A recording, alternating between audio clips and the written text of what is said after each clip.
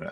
So I have till I have a whole day tomorrow. So I don't fly out to tomorrow. So I have all today, full day tomorrow to kind of just reset. Oh, Yeah.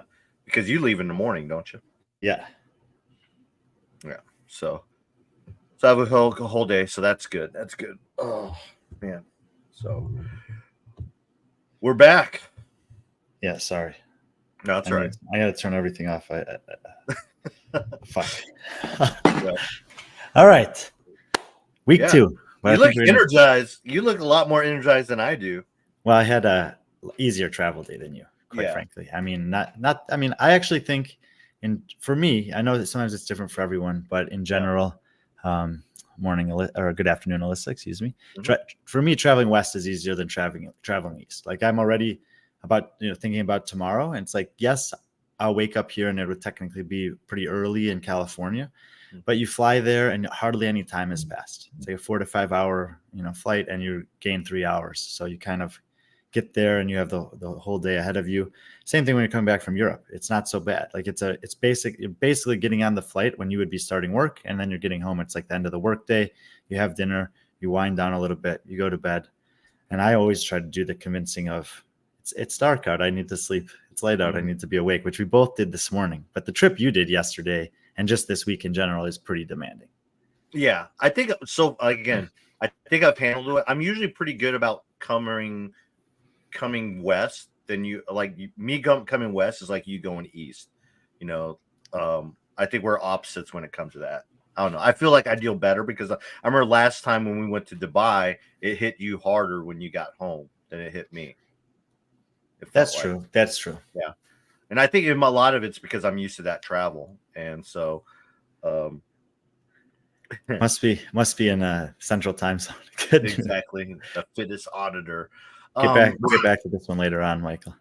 Yeah, but yeah, we're back. Like I said, I had basically 20 hours. You had a little, but we roughly got back in the U.S. around the same time. I had a 4 hour car ride from Chicago. That was the kicker at the end for you for It sure. was great. I was fine. I was fine because I got the catch up on a lot of content on the way down. So way back. So that's the main thing is just having either someone to talk to for 4 hours or, a mixture of people or catching up with content. So with all the stuff that was going on with Dave's weekend review and Hiller and all that stuff. So I listened to basically it was like a series. I listened to Dave's weekend review, listened to the review of the weekend review, and then I listened to Andrew's review of his weekend review Of his video. review. Which it's like, I mean, I think So that was 3 hours. That was 3 hours right there. So that was good. yeah, and that passes the time. But I think Halpin put a post up basically saying, why is this the topic? I Like know. right now is a time period where the best athletes in the world are all condensing on a few areas around the globe to take on a series of 6 tests over 3 days against their region, and these guys, including Dave, are spending most of their time talking about completely irrelevant things to the season and the athletes. Yeah. And so that's I think it's a great question to ask. I don't think that Dana White is going to his post-game press conferences talking about some critic right after some of the best athletes in the world have put on a display. And if he does, he completely he'll backtrack and say, "Why are we even talking about this? We should be talking about these performances." That's one good thing about Dana White as a UFC president, commissioner, the face of UFC, is that he does make it about the athletes, the fans, the spectacle that is the sport, not about personal beefs or biases. If he does, he'll get up. Yeah.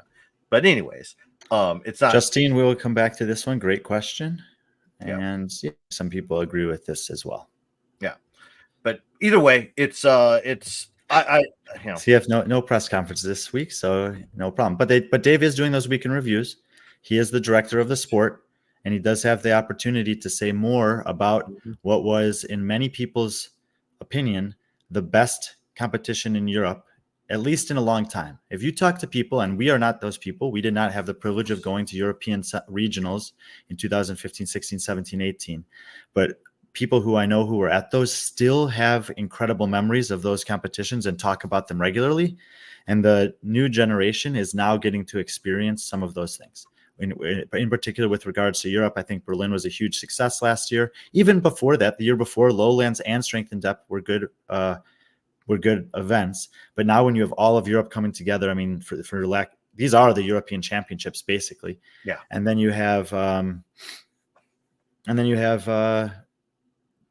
what just happened this last weekend, which was like moving for people who were able to be there on site, to the point of this conversation now being as serious as it's ever been about the potential for the CrossFit Games to move to Europe and potentially soon. Seven Crew did do a lot of recacks over the weekend for semis. Absolutely. Yep. Yes, absolutely. Interesting way to look at the 1 hour that Seven set aside to talk about the weekend review, as opposed to 12 hours of semifinal and athlete coverage. I think this is maybe reflective on this, that he did do a lot of content on that. I also think what this is referring to. Yeah, but I also think that that's also like, hey, Sevon and everyone that's done a recap, whether Craig Ritchie put out some great stuff at the end of the day, you did some amazing stuff, but now what are we talking about? We're talking about something that's irrelevant. So it kind of takes away from the work that Sevon they did this amazing stuff during the weekend. But now, and by the way, Sevan does this every week, so it's not really being. I'm not attacking Sevan in any way. I'm saying, it's interesting to me, and I thought Halpin made a good observation that, that we just had this incredible weekend of semifinals in both Asia and Europe, and there was a one-liner opener at the start of his weekend review saying, "First week of semis is underway, and I'm great to send some athletes to the games." Immediately following 10 minutes of talking about some guy. Well, and Dave did not do 12 hours of coverage of the semifinals, and he is the guy that's at the front of the sport. Well, like with Sarah, the weekend review shouldn't be considered anything official, but it is, because it's coming from Dave, and CrossFit doesn't put anything out weekly or officially. So that's where I like what he does, but at the same time, it's like, it shouldn't be coming from, I don't know. I'm a traditionalist. I follow the major sports. I've been involved with them. You don't see, any other people, even Dana White, which would probably be the closest thing to what you would consider that with CrossFit. He still uses the UFC platform to do all his official stuff, not his own personal stuff. But anyways, let's not go down this rabbit hole. Not what we're here for today. Yeah, no, it's not what we're here. So, all right, we'll very, very briefly recap what our trips were, because I know obviously we want to get right into week 2, and we've talked a lot about week 1. But Brian, if you had to, in 5 minutes or less, recap this weekend for you in Lyon. Yeah, it was. Positive was I was coming from Greece, so it was an easy transition. I was immediately into the flow there. Had some great opportunities prior to the competition to go to some gyms in the area, meet with some of the local affiliate owners at those gyms, and some just people there. HWPO invited me to a class that Michelle Latondra was putting on. Zero O'Keefe, Marconi, Steve Fawcett were all there. Some of them were working out. Michelle was coaching. It was a great community there. And then competition pretty much started. It was from a competition standpoint, I think kind of 3 things. First of all, I've known about the French Throwdown putting on and heard about the French Throwdown putting on some really high caliber events for years and years. The only time I really worked with them was in 2019. I didn't get a chance to go there because the Women's World Cup was going on and it was extremely expensive to go, but I helped them remotely a little bit, and I haven't been able to get there since. My buddy Greg, who was doing the emceeing there, has been emceeing since 2019 with the French Throwdown, and he's always trying to get me involved. And so to be able to finally go there and be there for one of their events, granted it was a semifinal, so a little different. They still were running the community event, which was a huge success as well. That venue was sick and insane, and they were very organized. The guy who they basically, because they were doing semifinals and community event, they kind of split their team a little bit, where one guy was kind of the competition director for the community, and one was for the semifinal. And the guy who was doing it for the semifinal is a guy I've known for a while. He's very well integrated in Europe and in France specifically. And after the competition, he asked me for my feedback. And as I was giving, and I basically said to him, look, there's so many good things. I'm not going to spend that time on there. Here's the areas that I think you can improve. And if I gave him 6 things, he already had 5 of them on his list, which is really actually a good sign. So he's identifying the trouble spots just similarly to what I am. And that speaks to, I think a good organizer who's able to look at everything and kind of pick out the flaws based on a lot of experience and wanting to get better there. And they were small things, but those small things sometimes make a big difference for the fans or the athletes. And he was aware of that. So competition side, great experience. Fan side, phenomenal. Like the number I keep hearing is 7,000 tickets were sold. If you were watching the lives I was doing at one point, I was like, I just have to show you guys this before I say anything. I showed the vendor village was just people as far as you could see. The vendors all killed it. I talked to several of those guys that I know from around Europe who have vendors there. The food lines were long. The activations were always going on with people taking on little fitness challenges. All apparel was seemingly to sell very well. So on that, and then the arena, I think you could get the semblance of this from watching live, but on site, obviously it's much more kind of powerful and palpable, but there's just all these different countries' flags draped. There's groups of people representing the different athletes from different countries or parts of the competitive region. And, as they're going through and announcing on the floor, some people didn't have a great following there, which always makes me a little bit sad, but they would say like, announce Emma McQuaid, and the Irish crowd would go crazy. They would announce Jules Castor, and the French crowd would go crazy. They would announce people from different parts of the world, and you could see where those pockets of fans were. And it's hard to get that. You used to get that at regionals. Especially I remember it in the West Coast when you would have like big populations from Invictus and Diablo and those kind of mainstay gyms that had a team and a couple of individuals competing there. And so I hope that we see some of that this week in Carson as well. I think that you can't pick a better venue, and I'm hoping that they sell out. I mean, they really should. If the CrossFit community wants this thing to keep going forward, you go to the live events. Buy the tickets, support the vendors. Like those are keeping the wheels turning. So week 1, you were there in Asia. You're going to tell us in a second, and I was there in Europe, and that was huge. And then at the competition side is probably the last thing. It was different dynamic this year with the teams really taking the focus of the first half, and then the individuals having this Sunday that we're going to see. Now we're prepared for it. Someone, this comment that Justine, put up here. Will there be as much change in the last event as the West as there were the men in Europe? I would change that question to the last day, because you have 50% of the points. You have 3 very different tests. You have opportunities for athletes. Like in Europe, we specifically saw guys like Jona Koski, Kevin Jures, Branislav Lenkovic just surge up the leaderboard in the last day. And then on the flip side, we see people falling down. And on the last day, she's mostly referring to people who are falling out of the top 10, especially struggling on that last lunge. I think we'll talk a little more about the competition when we get to the West and preview some of those events and athletes. But it was pretty dramatic finish. Especially on the individual side. If you want to see how dramatic it is, like visually, I think what Barkley was doing this weekend with the percentages. I mean, at one point, I think it was after event 5 or 4, Andreas Solberg, and I hate to use, it was a tough weekend for her. At one point, he had it was a tough day. Yeah, tough day. But 77% after event 4 of making the games.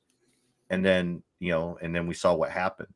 But that just shows you how, I just thought it was great. And this is a great point from Augustus. And I actually had this conversation with a few people at the semifinal as well.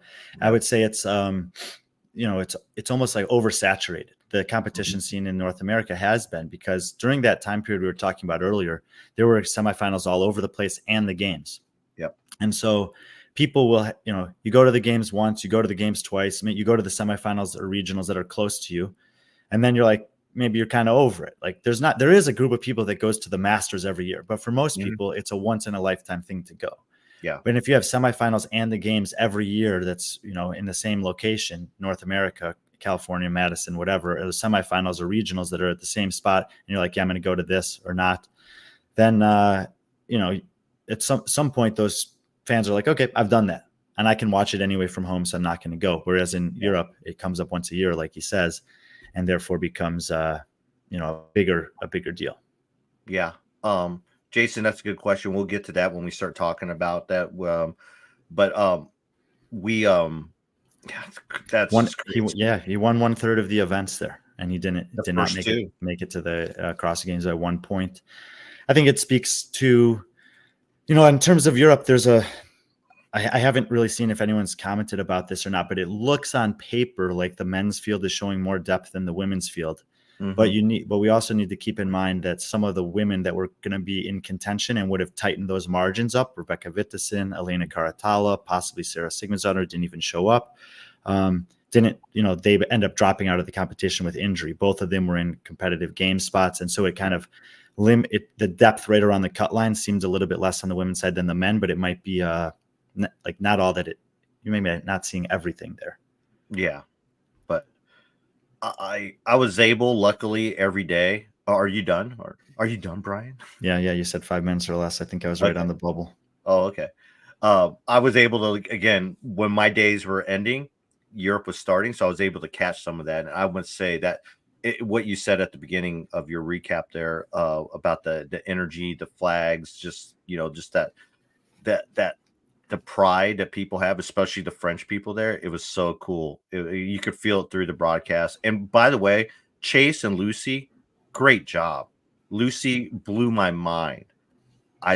Lucy, I mean, I don't know how many more years of competition you have, but you definitely have a backup plan. So Yeah, I mean, great job on she went on the podcast with Chase last year, and then she jumped on the broadcast with Joel and Mads, and she did a great job. I was hoping to be involved with the broadcast in Europe this year because of the amount of time that I've spent there. When I saw that it was Chase and Lucy, I felt really good. I was like, okay, that's about as good as you're going to get. I was confident based on what I saw from Lucy last year that she would be able to contribute, and obviously Chase is, someone said it in the comments earlier. He's really good at that stuff. So I think that was a big win in terms of the commentary team. I'm not going to lie. I'm surprised. I'm really surprised that Sean Woodland is not doing the play-by-play in Carson this year. To me, that is a huge, huge miss. He's got so much history and legacy there. He lives right there. And, I felt like it would have, Sean's been doing it for such a long time. I don't think he has a hard time necessarily drawing on the energy, but I feel like he would have been given even more of this like nostalgic, revitalized greatness because of the memories that he has there. And I think that's a kind of a bummer that he's not doing the play-by-play this week. Lauren Khalil is doing play-by-play. Adrian Conway will be on color commentary. I don't know and I don't know who's doing sideline. Yeah. Yeah, I don't know who's doing sideline either. But yeah, I have asked him for the opportunity. They have not asked me for the opportunity. Yeah. Big miss there. Anyways, but I'm biased. Asia. It was a long travel day for me. I was up 30 hours, but that was on purpose. That way I could get in somewhat of a schedule.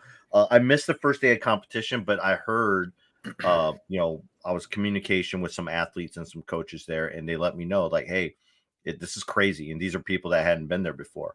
So I show up, and just kind of like, it was in a convention center hall, kind of like if you ever been to a regionals, or if you went to Pasadena or last year for the semifinal. It was in one of those locations. It was loud. All I can say is the Korean people were cheering for the fans there are amazing. They weren't just cheering for the Korean athletes. They were cheering for everyone. Saher Kaya is a fan favorite there. I mean, every time she walked around in the vendor village, she was going to stop for autographs, pictures, everything. They've outgrown that. Bodyguard? No, I was not. I was busy covering the sport, dude. That's right. But it was crazy. You mentioned that you thought to me earlier in the week that you thought that there might have been an opportunity to maybe move to a bigger city even in the upcoming years. Yeah, hopefully. Well, Bexco itself is a huge facility. They actually have like an auditorium that they do like concerts and stuff at. It wasn't in the main part. It was in the convention center part. If they do keep it in Busan, which Wing Wu, he's the organizer there. He runs the affiliates affiliate in Busan. I think ideally, I would like to see it moved in Seoul, to Seoul, Korea. One, because that's where it's the biggest city in Korea, and that's where 250 affiliates are. Crazy. 250 affiliates. And you know what? And so imagine, and a lot of those people drove in or trained in for that because it's like a 2-hour train ride to Busan from there. But it was just amazing. The fans there are just so cool and so respectful too. Like during the lifting portion, they would be silent in respect to the athlete, and as soon as they got it up, then they would cheer. Because it'd be dead quiet. But then it was just every race they were cheering. It was just amazing. The amount of volunteers they had was amazing too. Like they had probably about 50 judges. I shit you not, 50 Wow. judges. I mean, in volunteers. And you think about it, they're very CrossFit. Anything they can do to be involved in CrossFit, they're going to show up. And the vendor village, I think after Friday and Saturday, everyone I talked to they were selling out of stuff. And people were walking around. Limelight, which is considered the like mayhem of Korea, they were sold out of all their stuff. I went to go buy, like, they had jerseys for the Limelight athletes. You know, Sang-Young Choi, Daewon Jung. I wanted to buy a Daewon Jung jersey for John. For John Young, yeah, but they were sold out. They were sold out after Friday. Did you talk to the athletes about the running course at all? I know you weren't there that day, but a lot of people were making fun of the course and et cetera. What were the thoughts from the athletes if you talked to them?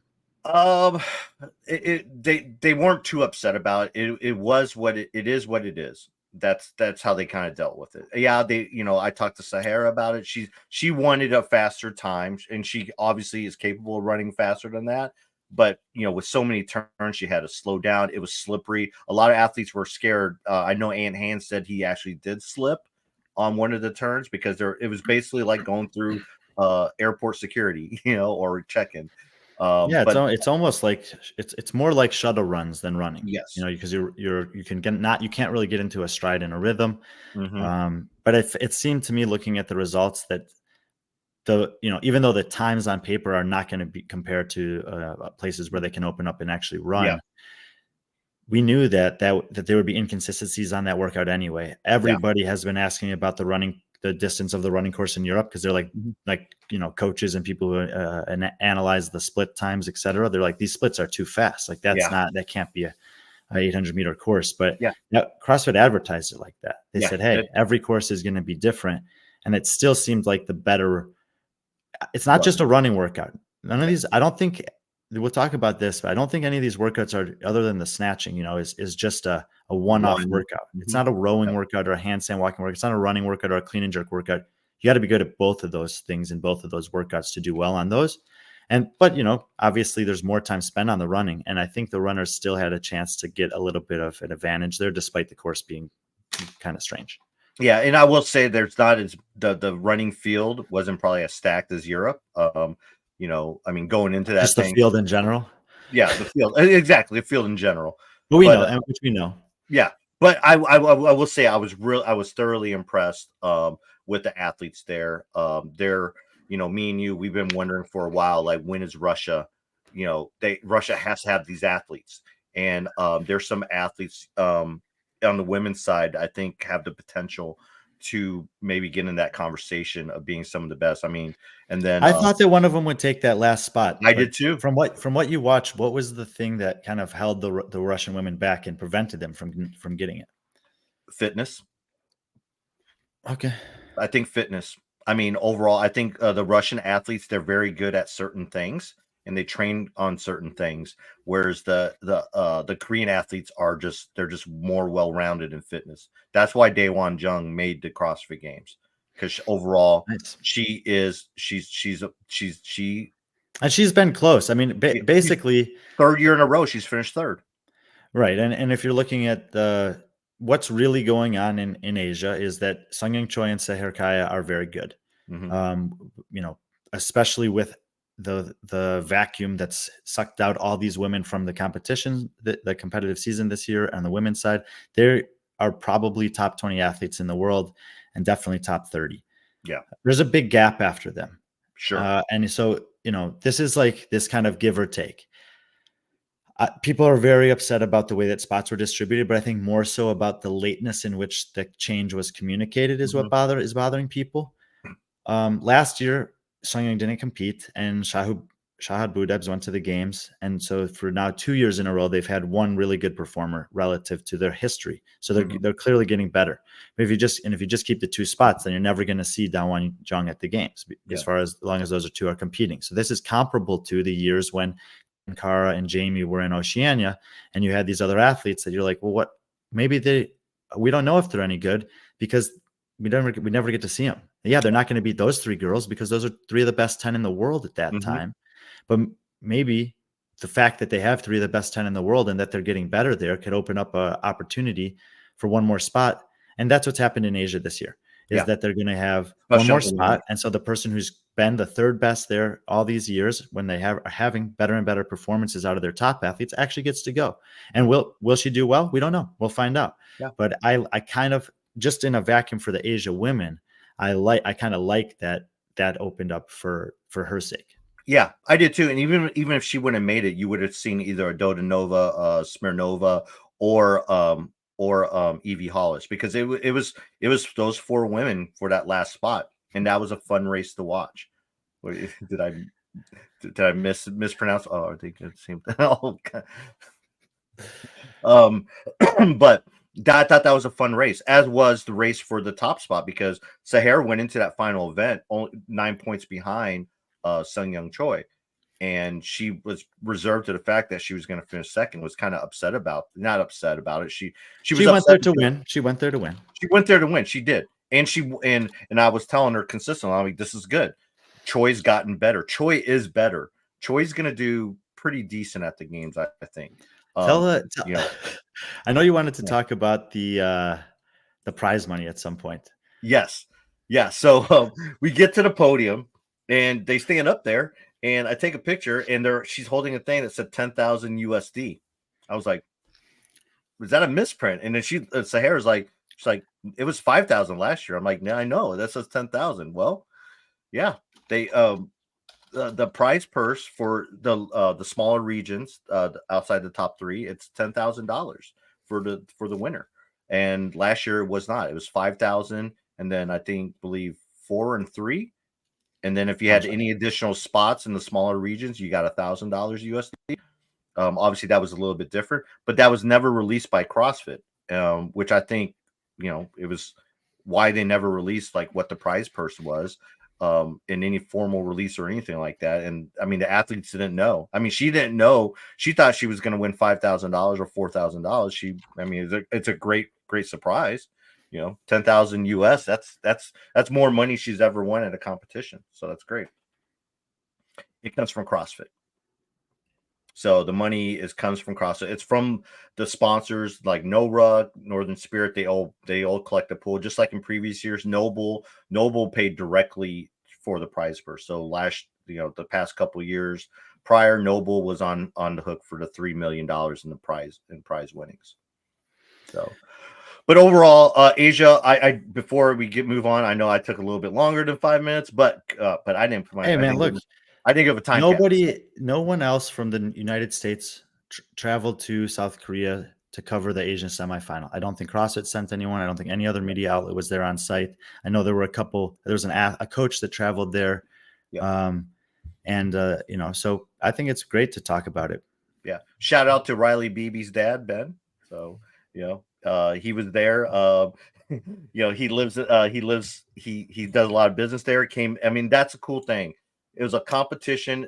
Here's a guy who lives in Nashville, Tennessee, is involved in CrossFit because his daughter's, a teen athlete, and he was 2 hours away, and he came in for the whole weekend to support some friends that he knows from the Middle East, and also to watch CrossFit. And he would say the same thing. It's like he was amazed by the crowd. And it was fun. And him, and then Brendan from Underdogs, he was there coaching athletes, so it was cool. It's like it was just a real cool opportunity, and something I hope to do again. But I think Ivan is a legit athlete coming out of Russia, out of Asia. He's someone to keep an eye on. I don't know if this would have incentivized more signups, but yeah, I think it would have been nice to have the. What did he say? Prize purse for semis went up, games prize purse stayed the same, but I didn't really see CrossFit advertising the fact that the semifinal prize purse went up.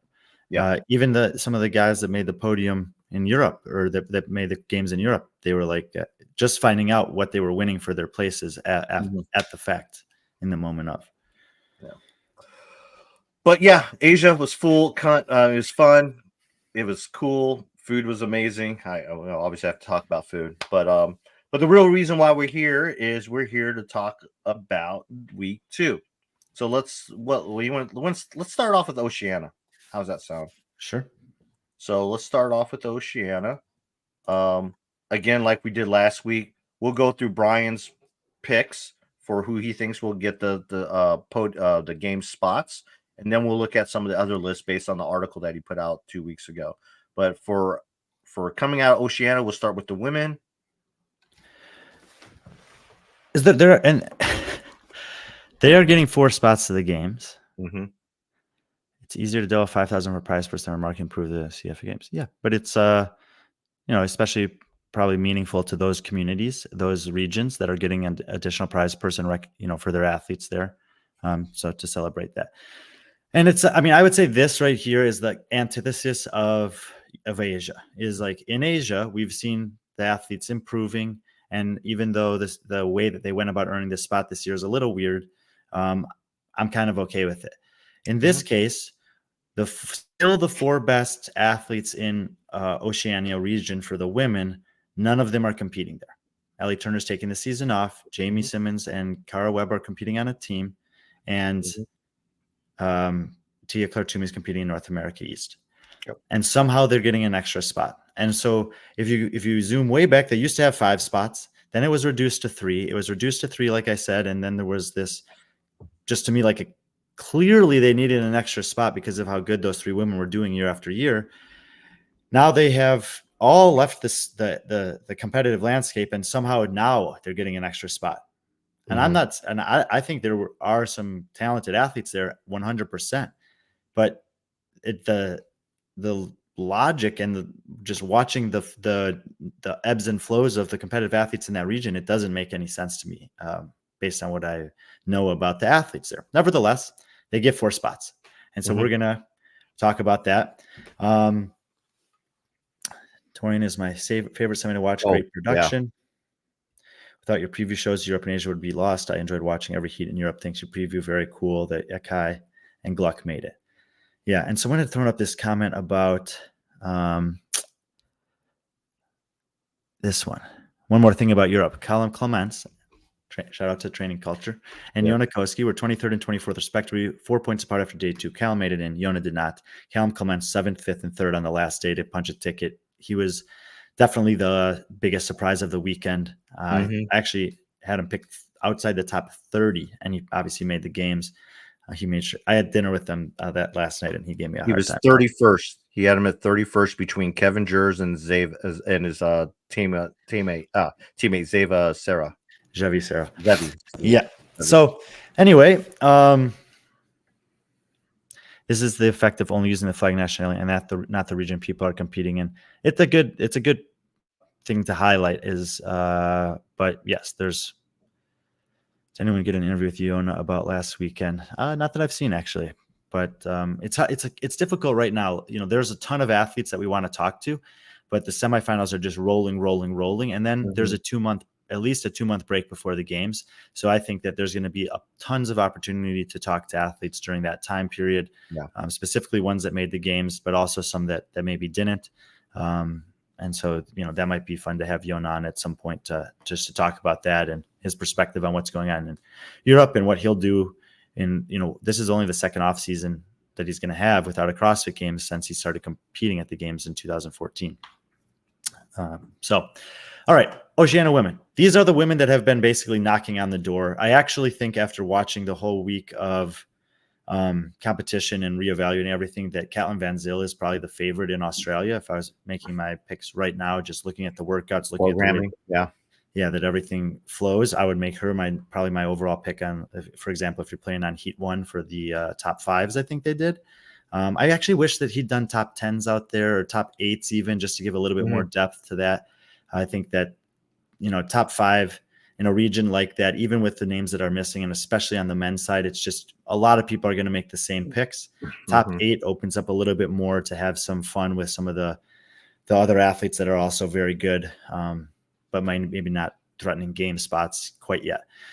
So Catlin Van Zyl, maybe my pick to win this overall at this point. But Maddie Sturt and Grace Walton, I also feel very, very strongly about them making a play for the CrossFit Games. I mean,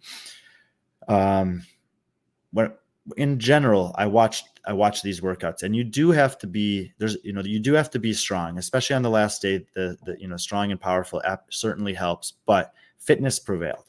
When you look at the top 10 of every workout, or you look at the top 10 from at the end of the weekend, when you look at the top 5 for each workout in Asia, and you look at the people who are going to the games, there weren't a ton of surprises. Callum Clements, huge surprise. And yes, it's surprising that Ulda Supanex missed the games, but if you look at the other, and Ioannikoski missed the games, but if you look at the other 9 guys that made it, besides Clements and Harry Lightfoot, who's had a huge leveling up this year, I think I got the other 8 guys, and I think a lot of people probably did in some order or another. So it's, for the most part, the best guys are still winning. The best guys are still qualifying, and the best and the fittest, was what I mean by the best, or most well-rounded, are still rising through. And I'm not that surprised by it, because the word I've been using is that the programming it's like nostalgically refreshing. There's not maybe the pirouettes and the legless seated rope climbs and whatever, but you have to be fit on these tests. You have to execute very, very well. It produces drama. It produces heartbreak, and it gives opportunities for people to take a chance, because they can do all this stuff. And sometimes it goes well, and sometimes it doesn't. Yeah. Georgia Pryor is probably my sleeper pick for the weekend. Okay, I didn't actually think they'd have 4 spots. And I do think that overall Julia Hannaford needs to be in the conversation. But when I look at these tests, and I think about the women over there, I think Georgia Pryor is going to have a decent weekend. And I think she's going to be really in contention. I agree with that. I think Georgia Pryor, between her and Julia, is probably, in terms of fitness, is fitter. Will probably have a lot more top 5 finishes than maybe Julia. Julia will definitely have a home run in the snatch ladder. I mean, I foresee her doing really. I mean, we've seen how awesome it is when they do those one lift type, well, lifts. And here's the thing about that snatch ladder, especially on the women's side. I mean, Elisa Fuliano crushed everyone on that. And you wouldn't have picked, you would have picked Laura Horvath and Gabby Magawa and Karen Frey. And I think everyone did, because they're the heaviest snatchers. Fuliano was so efficient. If you did not get a chance to watch her snatch, I don't know how much of the broadcast showed, but I have to think it's a good amount, because she was an earlier heat. Yeah. Her receiving position was insane on every lift from first to last. Yeah. And I had thrown it out there after I realized that I was thinking about the wrong workout. I had thrown it out there that I do think it's possible for someone around the world to flirt with or go sub 5 on this workout. And she almost did it. Yeah. Laura was not that dominant. Well, look, you could have 600 points. I thought she would have over 580 points. She ended with 570 or 572. She finished, I think, in the top 3 on the last 5 workouts, and she had a 7th place on the running and clean and jerks. Gabby Magawa was almost as good. And so relative to the field, you may say she wasn't that dominant, but she took home 95 or 97% of the total available points. It's pretty good. Yeah. But I think after, I'm not going to comment on that. Okay. But yeah, I think Julia will do really well in that workout. I mean, after seeing Choi go through that workout, Choi didn't have a single miss. She was methodical. She took her time. She knew she was the best snatcher there. She was just didn't want to, make any mistakes. And I think that's what there were some athletes that they didn't take enough rest, and they missed, and then that affected them further on, especially going on to some of the heavier barbells. But Julia, I think, it'll probably be between 4th, 5th, and 6th. I think that with Gemma, Julia, and Georgia, and I do like Georgia in that 4th selection just based on her overall fitness. Fuliano and Hoffer were technically sound lifters, best two there for sure. And I think that is important to note, is that just because you're the strongest lifter doesn't mean that you're going to be the fastest across 30 reps. Efficiency, speed under the bar, saving the shoulders by being that efficient and having good technique for the later lifts matters. Really, you just don't want to miss. And so if you're able to save a little bit of energy by having perfect lifts along the way, it helps out at the end. Laura didn't know the time of Fuliano. She could have known if she wanted for sure. There was no one's trying to hide those things, and she was in an earlier heat. Tia in her last Torian was dominant. Yeah, pretty much everywhere she goes. I think sub 5 will happen over the next 2 weeks, and Augusta says maybe for the ladies. Yes. So Bronislaw Lenkovic had a 5:25, which was 24 seconds better than Tola, 30 seconds better than Fraser. And even that day, people are telling me he's not going to beat Fraser. No one here is beating Fraser. And I'm like, 8 years have passed. The athletes are getting better. They're so much better. Fuliano is strong in general. She did great in the workout with front squats. Same with Claudia Gluck. These women are small, but they're strong. They're powerful. They have, very efficient movement patterns. There's a reason why, look, if you look at it's good context for what we're going to talk about here the rest of the show. If you look at the men that just missed out in Europe, between Upanex, who is one spot out, Vuniak, Jonakoski, and Colin Bossard, and clearly Koski, maybe there's some other variables. Either way, none of these guys are over 5'8". Maybe Oldest is 5'9". And so, you hate to say it, but it favored these big, stronger guys, especially the last day when you saw these big swings. It was mostly strong dudes like Bronislaw, like Kevin Jers, like Callum Clements, like Moritz Fiebig.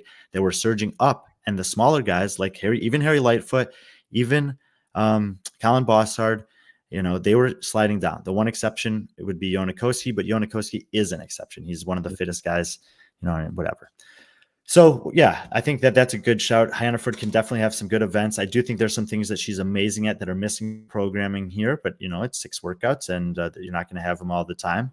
So I think I still stand by those 4 picks for the picks in the women. And I still stand by the rest of the women you see there in the top 10. They can potentially flirt with those spots and maybe have a, Colin Clements type of performance on the last day, especially. Here, I'll tag some of these. What I will say is, if you have a chance, which that's a cool thing, because what we have this weekend is 24 hours of CrossFit. Essentially, we have 20. You'll be able to wake 72 hours, or maybe it's 100 hours. Well, I meant like each day, but yeah, but combined, yes. But I'm just saying, if you haven't watched a Torian Pro, especially when it comes to a lifting event of some sort, watch it. I mean, all I can right now, I'm picturing in my head Julia hitting that last barbell, the freaking fires going off, the crowd's going wild, and her screaming and yelling. It's going to be cool. I mean, and we'll talk about this with the men too. Ricky and Jay are going to bring it on that workout as well. Ricky loves doing big lifts in front of that home crowd, and he's a showman. He's a showman too, especially in that home crowd. But wake up, start your day with some CrossFit before you start the rest of your afternoon with more CrossFit from the West Coast. But yeah, I see nothing wrong with those picks. Again, I've been a fan of Georgia Pryor ever since I saw her compete as a teenager in China. The Torian flamethrowers. Yeah. By the way, we're making note of all these comments that are referring to West Coast, and we will get to them when we get to the West Coast. Yeah. But I think, again, like I said, but I wouldn't be surprised if any of those women sneak in that 4th spot. Now the question is, whoever sneaks in that spot, how they're going to do in the games. I'm probably thinking Bob.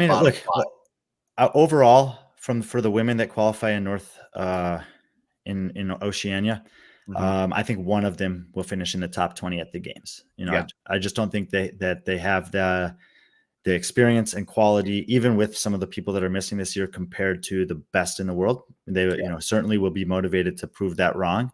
Some of them will have some good performances there, but I would say, at the games, Maddie Sturt is like a 18 to 26 type of an athlete. And I think that Van Zyl and Walton will probably be similar to that. So that would probably put one of them just inside that top 20, and then the others in the 20 to 30 range, and whoever gets the last spot, I would expect to be one of the bottom 10 at the games. But the old saying goes, you don't know how good you have to be to suck at the CrossFit Games. Yeah. Exactly. Anyone actually going touch and go the final bar and have a competitive score? I don't think it really makes sense for them to. Miko Liliorg went for it. He was completely out of the competition. He's a buddy of mine. He was really in it, despite how poorly he did on the leaderboard. He had a great time with it. And I love that he went for it. It was, trying to put on a show. He actually missed it behind him, which is always better, I guess, than missing in front in terms of having that capacity. Then he missed it 2 more times. And then he ended up taking a huge break. He was kind of going to throw in the towel, but he finally hit one at the end for the crowd. So probably not worth it for anyone to go for it, especially when you think about the people who could, like a Guimayeros potentially. But he's probably going to need some big points anyway on that day. So I just don't see it worth it. So Ricky posting his touch and go is just for show. Yeah, probably just to say that he can do it. Again, Ricky hasn't beaten Jay at the semifinal. Let's switch over to the men. And I'm sure he's sick of that. So I think that he's going to I think Maddie Stewart is actually going to do very well at the games this year. She makes it. Maddie Sturt. Okay, yeah. Sorry. I thought you were talking about someone that I didn't know. And I was like, oh, I want to know about Maddie Stewart. She's always done well at the games. He will to try to show off. I don't think he'll need to. I think he's going to put on a show regardless. Going back to Maddie, I mean, I think, she's obviously shown improvement now that she's been with Proven. She's, training alongside Tia. Tia's really taken her under her wings from what I've heard. It'll be interesting to see how she does, but I think the ceiling for her is 12, but I can see her more like the 15 to 18. So. Yeah, I mean, what Jason's saying here is not too far off. If I was going to pick one woman to finish in the top 20, it would be her. 18 to 20 is kind of what I said. He thinks she can do a little bit better. Certainly, All right. I like what Augusta says. Let's get through I need to know about the West. We'll get there. Yeah, we're doing it. We're doing it. All right. But it is good. I mean, the West Coast men is oh my God. Okay. Listen, if you haven't heard me talk about this yet, I've already talked about it like 2 or 3 times publicly. I was misremembering a different workout after seeing those the first time. I think Andrew even reposted saying, oh, this was cool that Brian acknowledged this. And I've amended my position based on actually having relevant information. I actually reached out to the guys from HWPO and I was like, what was I thinking about? They said, oh, you did a snatching and bike echo bike workout with Katrin. That's what you were thinking about. So anyway, thank you, Augustus. And hopefully we move on from that because 5 minutes would be an amazing time. And on the men's side, what Braun did at 5:25 is, I mean, it was actually our buddy Mateus, who's a La Perf on Instagram. He does a lot of the p-value assessments. He's going to have some stuff coming out. And that score from Bronislaw was exceptional. I do think there's 2 or 3 guys in the world that can put up a challenging score to that. Jake Douglas being one of them in Oceania. He's amazing at snatching. I did see him do this snatch letter. And right, because, people make mistakes. It's fine. So men's side, they have 4 spots. And I think this makes a ton of sense. Even despite the fact that Ricky wasn't there competing last year, we know that he would have been the top 10 at the very, very, very worst. And whatever, he may have won the games. Who knows?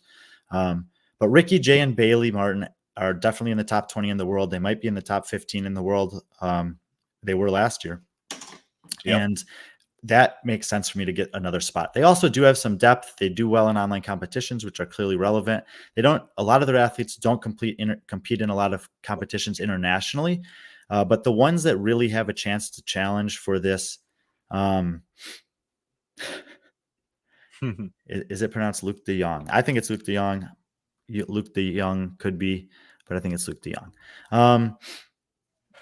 They're being actually acknowledged and recognized. I think Morning Chaka put out something this morning about Zach Thomas. He's certainly going to be in the mix.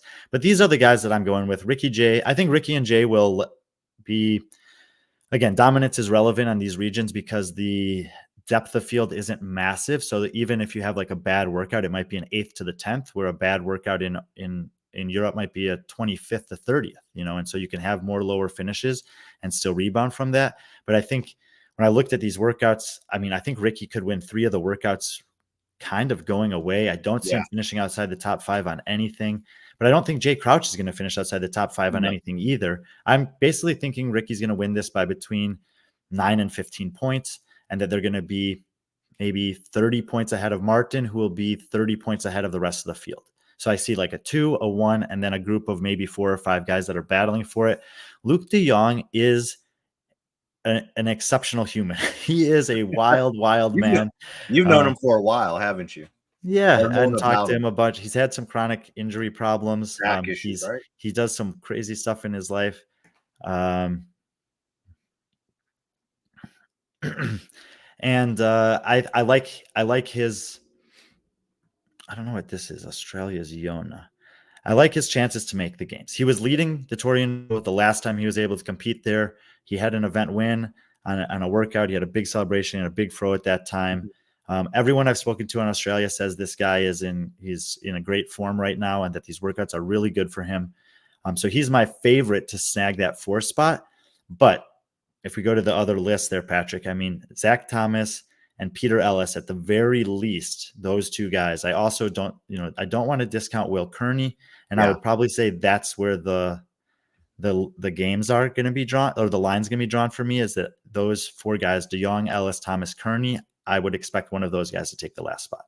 Yeah, Nick Matthew, when we had him on last week, this was like something he, obviously Nick Matthews proven. Will Kearney is a proven coach and athlete, but he's saying I actually am not so sure about that anymore. We need to double check on that. Oh, okay. Well, you knew he used to be but maybe he isn't. But regardless, Nick says he's someone to keep an eye on. He's like, he wouldn't put it past him is getting that 4th spot. He was close last year. He was really close. But again, Zach Thomas, I think Zach Thomas, if he got the backfill spot last year because of Ricky, but he finished in the top 10. I know he's been making, and Ricky, I talked to Ricky at Rogue about Zach Thomas. I talked to Ricky's girlfriend, Michelle. She said Zach Thomas is legit. He's the guy. He's the up and comer. He's, I believe, only 21, 22 years old. So, I mean, but so is Peter Ellis and Luke. They're the young guys out there. And even Will Kearney is 24, and he was 4th place there. He was 4th place there last year. He was 26 points behind Douglas, who made it. But and he was and then it was Ellis was 5th. Zach Thomas was 7th. And Luke DeJong didn't compete. So it's more or less the same guys. The only guy that was in, obviously Jake Douglas made the games this year, and I didn't throw him in that category. Jake's gonna have to prove it to me. I mean, he didn't well at the games at all. He hasn't done it much in the off season at all. And I kind of feel like last year was the perfect storm of everything for him. And I think that some of these younger guys are getting better. He's 33 this year, and let's see.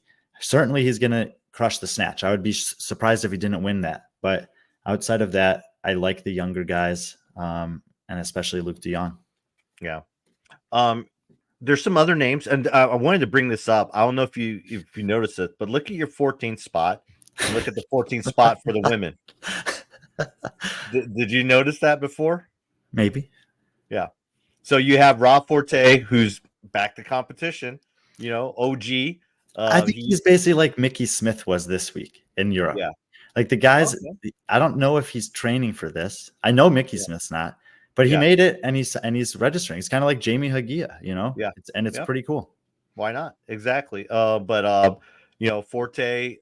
used to be the coach of Jay Crouch, and Maddie Sturt. And then right across in the women's side, Alethea Boone, who Alethea just after having a baby, if those who don't know Alethea, she's probably one of the nicest people in the world. She's just, her and her husband are just amazing people. Former games athlete. She was one that tore her, Achilles? Yeah. Yeah. And then came back. 100%. Yeah. Yeah. And then she came during the games. Then she came back, was able to come back to the games after a couple of years of rehab from that injury. And yeah, she's still competing, and that's great. It's great to see her. She'll definitely be a fan favorite there, and she's someone that I think will do pretty well in that snatch ladder as well. But then Toby Crouch, brother. I mean, we have actually quite a few siblings here of some of the guys at the top. Who is this? Jamie who? Jamie Haiga. Yeah. Oh, Jamie Hagia. Gotcha. Yeah. Okay, I was still thinking Oceania. Sorry. Yeah. Great comparison there. Yeah, I like that comparison.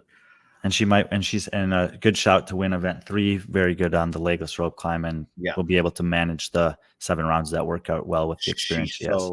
She's so strong, like former gymnast, upper body pulling. She's very strong. It's the interesting thing about the Heat 1. Like, if you want to win, you can't really make the risky picks.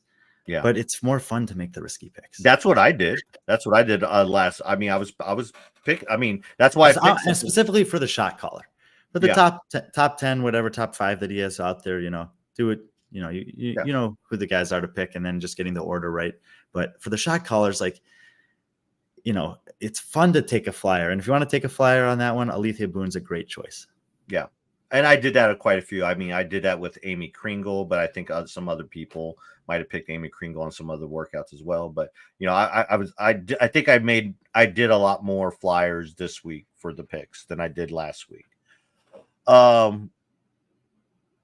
Yeah. So men, anything else regarding the men's side? Again, we looked further down. There's a lot. Jake Douglas at 11. There's some siblings of some of the people at the top. We have Riley Martin, brother of Bailey Martin, and then Toby Crouch, brother of Jay Crouch. Yeah, it's in Oceania. I mean, it's a lot of the same athletes over and over again, and they're kind of all kind of creeping up. Johan Van Zyl. Yeah, and Adam Mancy. Those are the guys from the what was their team called? It was at the games a couple years ago and took like 5th place or something like that. Yeah, I'm trying to remember the name. With their wives. Yeah. So, yeah, in fact, they're all competing now as individuals. Jaylee Mancy, I had there at 19th, and then Caitlin Van Zyl, obviously, up towards the top. So, Oceania, I think that you're going to see very similar leaderboard to Asia, where it's a lot of the same athletes having a lot of top performances. And then if you have one really bad score, it's a lot more punishing than similarly to what we saw from Guy last year in South America. But they each get an extra spot this year. I think on the men's side, it makes a ton of sense. On the women's side, I'm not unhappy to see more athletes competing. 4 athletes will get to compete outside of Australia, and most of them we haven't really seen before. But it doesn't make sense to me in the context of how the worldwide ranking and strength of field is supposed to be working, or how I understand it, it's supposed to be working. Yeah. So that's Oceania. Again, make sure it'll be streamed on their YouTube channel and also be available on CrossFit. Obviously, leaderboard will be available on CrossFit.com leaderboards. So should be fun. Again, if you haven't watched it, I highly suggest it, especially the opening ceremony. And they do a really cool thing on set, but not really. It's an unfortunate thing, but I believe on Saturday, all the athletes will be wearing pink, and that's because of a member of the community was tragically lost her life due to domestic abuse, and so they basically used the whole day to honor her and domestic abuse, and so that everyone will wear pink. So it's a very heartbreaking and heartwarming in terms of how the community's rallied story. So yeah, I get it. I get kind of I covered the story while I was at the morning chalk up, so I have some personal interest there. But yeah, it's a really cool community event. Torian does. They do a great community event outside of Torian as well. They have every division, including adaptive division. I know. I was talking to Con about it. Con's really taken an interest to the adaptive division in Oceania. He's actually coaching an adaptive athlete, so he plans on which their team should make the games this year, sticking around the U.S. and actually heading to Wilwad. So, all right, so we flip over to the West Coast. Yeah, so let's start with the women again. West Coast. First of 2 weekends, we'll have North America semifinal, in North America. This one is going to be in Carson, California, at apparently it's called the Dignity Health Sports Park. Don't think I'm going to be saying that a ton, but do you have tennis stadium. What would you hit the tennis stadium or the DHSP, the DISHPA? I don't know. But hey, before we do that, let's go ahead and talk about this. Jason Isaacs, hey, Brian and PC, do we know how the setup will be in Carson? Is the tennis stadium going to be the main comp floor? It would be great to capture some of that nostalgia with new generation. Yes. Is that how you understand it, Patrick? Yeah. Yep. 100%. The tennis stadium and the soccer stadium are separate venues. So if you rent one, you don't get the other one. Yep. And they're not going to be renting both. They're not going to be renting anything else. There's one competition floor, and it is the tennis stadium, and it's going to be a great opportunity to do exactly what Jason is suggesting here. And it's why we were kind of surprised that Sean wasn't brought in to do it, because that just makes a lot of sense to me. If he's only going to do one semifinal, this seemed like it should have been the one. Yeah, exactly. Again, I'm completely shocked by that as well. And another thing is, and I believe CrossFit put something out on Saturday. There actually is an MLS soccer game there in Carson, so they've actually made a schedule change to accommodate that, which is really cool. I did ask Chris Madigan, does our media pass get us into the MLS game? He said no, so it was worth a shot.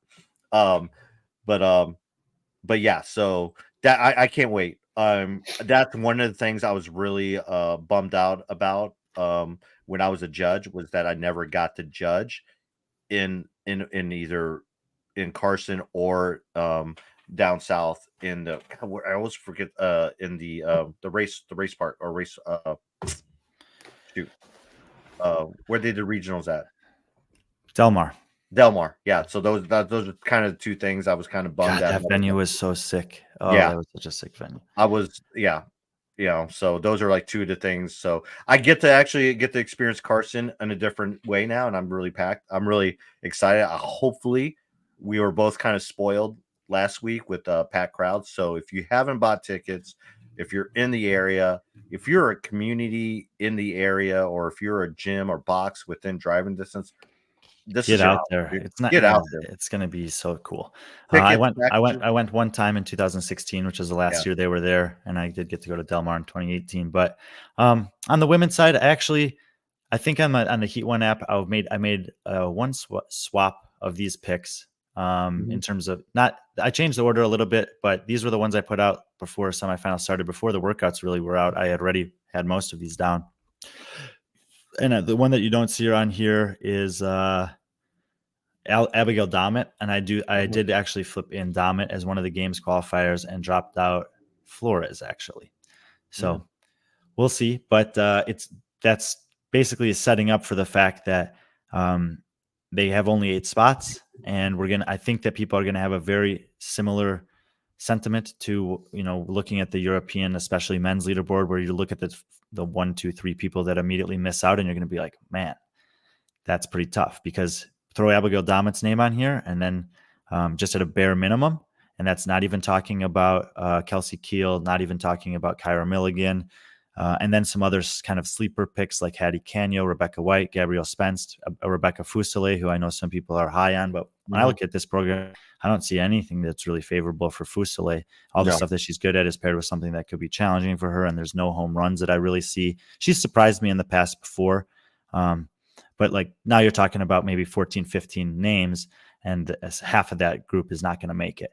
Yeah. At the very top, let's see. I know there was some comments in here, and someone was saying about I think they're more specific to events, but I actually think Ariel will take the first spot based on events. So big picture for the women, I think there's two women here that stand out from the rest. They're Alex Kazan and Ariel Lowen. I think it's going to be pretty similar to what we talked about with Jay and Ricky, where it's going to be very close between the two of them, probably 10 to 15 points separating them come the end of the weekend. And I favored Kazan here in the rankings, but yeah, those are the top 2 athletes in my opinion in this region, and then there's a big group behind them. Yeah, if you watched them last year, these two, Ariel and Alex, they kind of went back and forth. I know Katrin, snuck in there in the podium as well, but those two have a very great friendship, and they're going to be fun to watch, especially if they're side by side. But overall, like you said, it's those two, and then there's a clear separation after that. And then that leads us into your third pick, and it's one I like, barring health. So let's talk about number 3, Devin Kim. Yeah, I mean, Devin as well as anybody in the sport, and obviously there's personal conversations that you have with her that are between you guys is for professional relations. But overall, Devin Kim is a phenomenal athlete. She obviously is a CrossFit Games champion on the team side last year, and she's throwing her name in the ring individually this year. It was unclear if she was going to run it back with the team, go indie, and whatever. Here we have her in the lineup.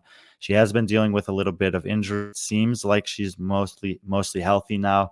And if she is, I think she's a very good pick to surprise some people this weekend.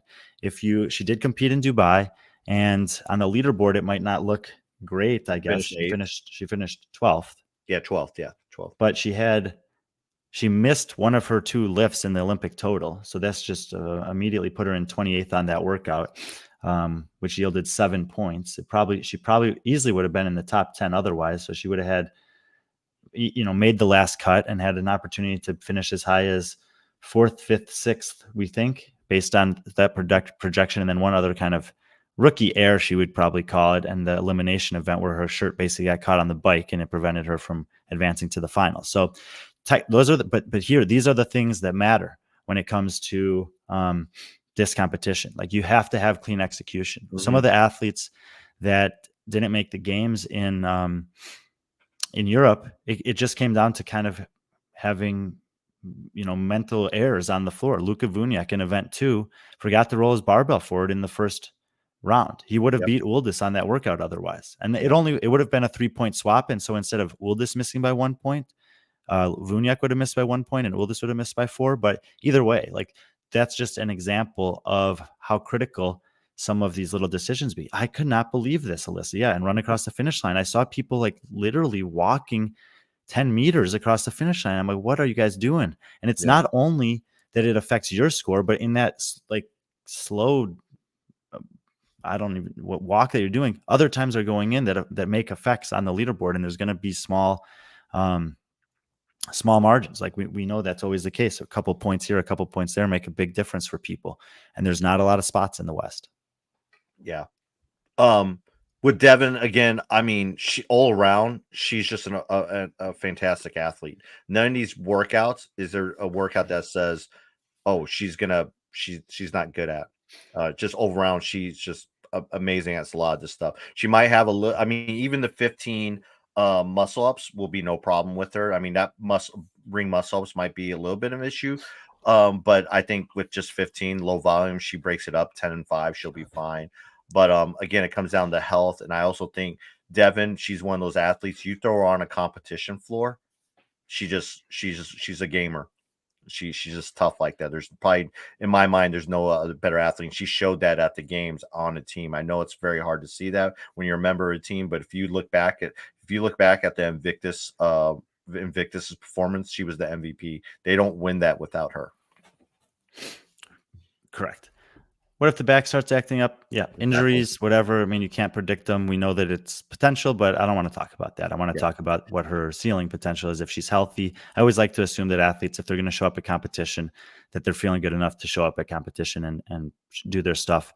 And it seems like, from what we know, that she's in a pretty good spot right now compared to where she could be. Yeah. So Devin Kim, I think, has a potential to have a little bit of a breakout here. The rest of the women on this list, they're veterans of the CrossFit Games. And yeah, maybe we'll do a little bit of swapping of positions when I sit down to do the actual picks here for Heat 1. And I've already done them.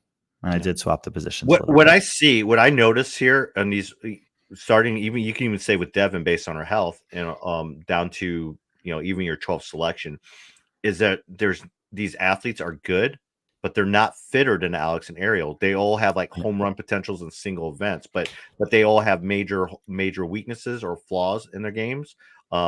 These are all athletes that can, 1 or 2 events they'll do really well in, and then 1 or 2 events they'll do, middle of the pack, not top 5 finishes. So this is semifinals the last couple of years. There's these big points gaps somewhere on the leaderboard. Yes. In Europe last year, there were 5 women, and then there was a 50-point drop to the 6th.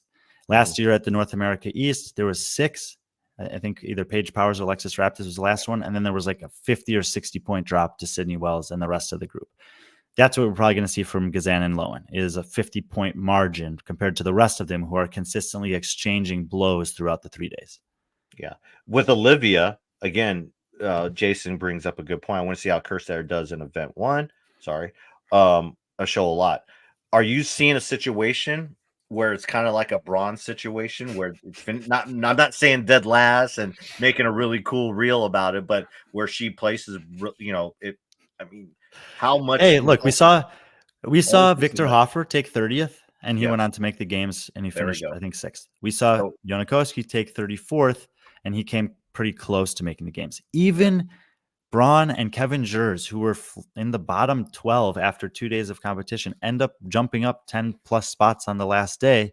There's a lot of opportunity beyond the first event. Kerstead will have an interesting. I mean, Braun basically just accepted last place. I don't really love that, yeah, I but know. in terms of his best chance to make the games, it might have been the best choice. There's been some people putting out things that show like, hey, a first and a last that yields 102 points in a 40-person field is better than a 20th and a 20th. With it gets you like 86 points or something in that field. So Olivia Kerstetter, Danny Spiegel, absolutely are athletes that can have very good finishes and therefore offset some very bad finishes. So someone's saying she's looking a little bit leaner in proven videos. Yeah, let's see. I mean, she's still she's 17 this year, Mhm. 18. So let's see how it goes. I'm not expecting Kerstetter and Spiegel to be in the top 10 after the first day with only one event that has 20 minutes of running in it. But workout also, like the barbell does matter a little bit. There's about 10 to 15 women in this field that are relatively unknown. And, I would, if I were them, I would not mail it in. I would be still kind of gauging where I can against my heat, against the times. If I'm in the second heat, where can I steal some points? Even if it's 1, 2, 3 positions on the leaderboard and it's relatively low, those points could be very, very helpful on Sunday. Yeah. I mean, we'll get to this, but I mean, you're gonna see some names just like, after that first day that you're not familiar with. And I think you're gonna see Emily White. I think she'll do well in that first event. Spence will do well. So Antun Dolman, where do you put Abigail Dolman in your Heat 1F? Do you have a personal interest in this? I actually put her fifth. but yeah, I mean, but it looks like there's a big separation between Olivia and Danny in terms of, but seems like they might have so you're favoring Olivia over Danny in some of these workouts more. I think it's one of these where, like BKG made the game by 16 points, Mm-hmm. and then Harry Lightfoot was like 4 points ahead of that, and it's going to be like 30 points between being between 6 spots on the leaderboard, so it's pretty tight. But yeah, I think Olivia Kerstetter is overall fitter than Danny Spiegel. And Spiegel, she's a great athlete, and maybe will prove me wrong in that regard. But yeah, I would put Kerstetter over Spiegel right now. Okay. Emily Roth. This is probably an easy, for some people, probably be their favorite for event one. You have her at fifth. Some people I've seen her and they're, some people, especially based on the average and Heat 1 app, that a lot of people have been putting her at third. I think that's more of just her experience. But like Melanie says, excited how she performs on event one. That weight isn't very heavy for Emily. Yeah, she's not known as a lifter like some of these others, but the run, she's going to be great. We don't know what the course will be like in Carson, but I imagine it'll hopefully be something that we can all see and keep track of. But yeah, and if you just look back at the European men who ran at the games last year in the 5K, and then their performances in the first workout, it's a pretty close correlation. Ariel Lowen also did very well in that 5K. Yes. And as I mentioned a little earlier in the show, the clean and jerks are not negligible in this workout. They do matter. In fact, Yella Hoste, who won the 5K at the games, lost that workout against Colin Bossard because Colin was better than him on the clean and jerks. And he was better than him by a significant margin. And I think you might see something different between Rolf and Gazan here, and Lowen here, where Ariel is a good enough runner and better on the barbell, over 50 reps. It's a lot of reps. That I think she has a chance to do what Gabby did to Amy Kringle at the last round, and to potentially sneak a win here from Rolf. So I think I'm actually going to go with Lowen on this one in Heat 1. Well, yeah. I just think everyone's going to be on Rolf, and it's like, sure. I think Lowen has a chance, so why not? Yeah, I also like Bethany Flores and Devin Kim in this workout too. Yeah, Devin's a very good runner. I mean, shoot, that girl ran a freaking marathon just because she wanted to, just with no training. Go back and listen to this if you haven't. Lightfoot with Coffee Pots and Wads. I'm sure Harry will be on some other interviews. We may try to have a chance to get him on in June. We'll get him on. But I think that interview, and then if you go back, if you haven't listened to it, go back and listen to it in the context of what he just did this year is really good perspective. And it'll be cool then to see some of the conversations he has on the back end of what he showed the world that he was capable of this weekend. Also watch his interview that he had with us, me and Chad at Wadapalooza too. It's a really good one. We were able to get Harry on. Bethany Flores. All right. I mean, it's so difficult to say with her. I told you that I moved up Dom inside and dropped her out on the heat one. And I think that these points are all going to be really, really tight. She has the potential to overperform for sure. And we saw it last year. I don't know. I don't know. It's a tough call. Yeah.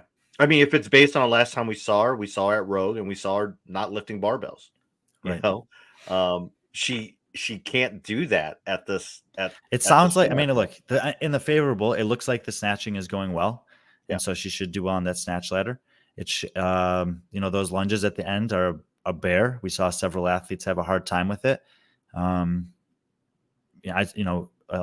Let's see how the body holds up. If the body holds up, good pick. It's kind of like Fabian Benito, though. I ended up picking him 15th. I think he actually finished 15th. And I was just like, I'm not sure. And the field is so tough that let's see. Yeah.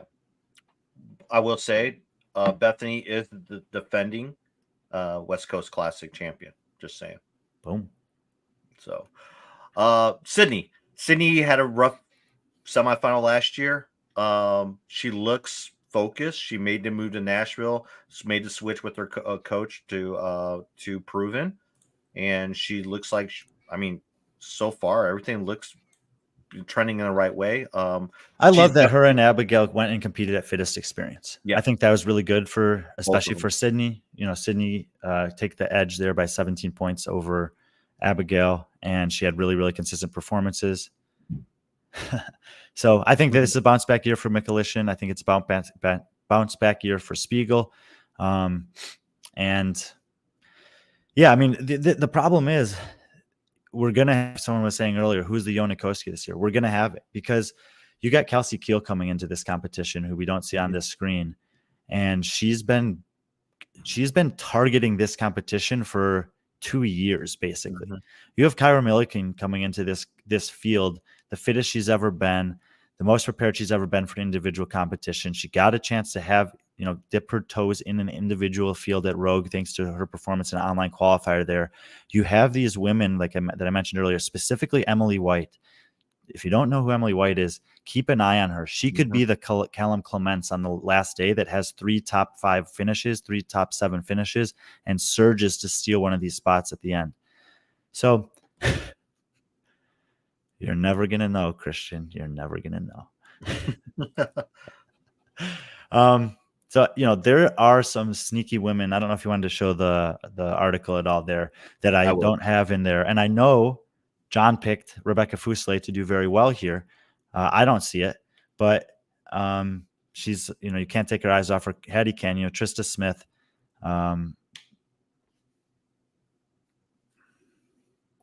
We have to see how Emily manages event 3. Yeah.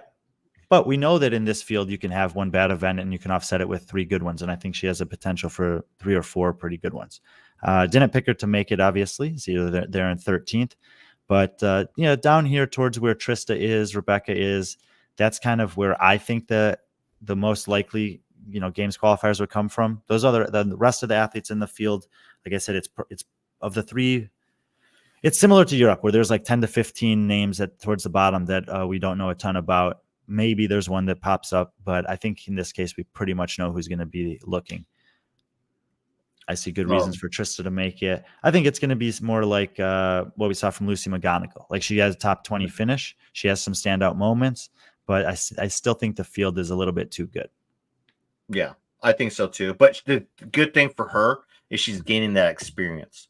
It's kind of like last year. She got an invite, or this year, she got an invite to compete in the elite division for Wadapalooza. She elected to take a step back and compete in the RX division to gain, to just build up because she knew she was going to go against athletes in this caliber like Emily White, Hattie Canyo, these type of athletes, Stacey Liram. So, good for her. But the snatches, some questions: is Kyra Milligan gonna crush the snatch workout? She should. Yeah, I'm just gonna say it's.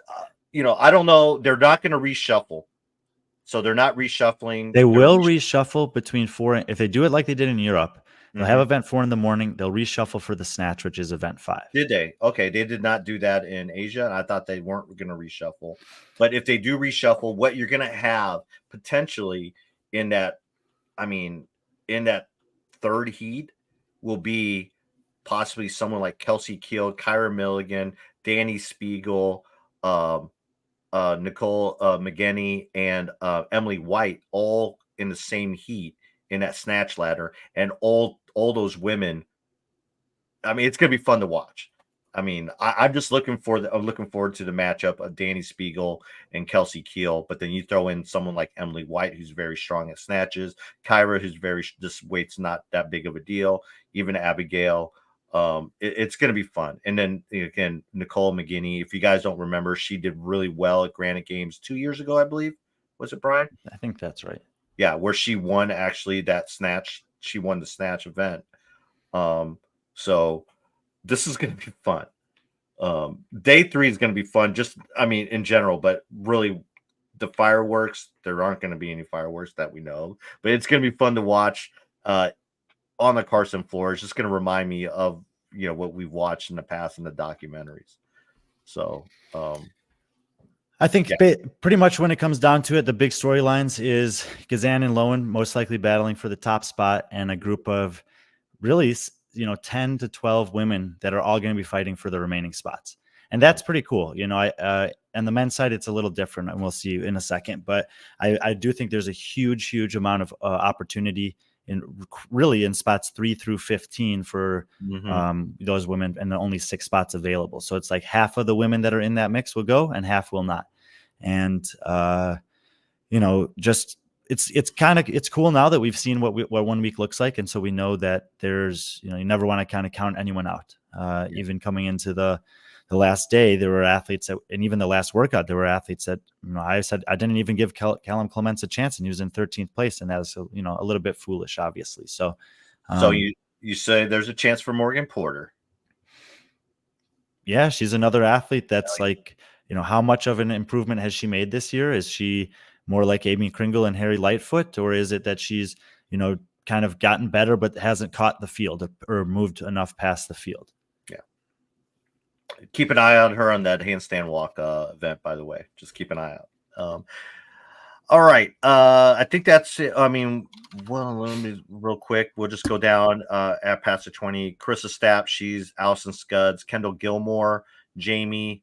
There's some names, like I said, Elia Miller. There's some familiar names here.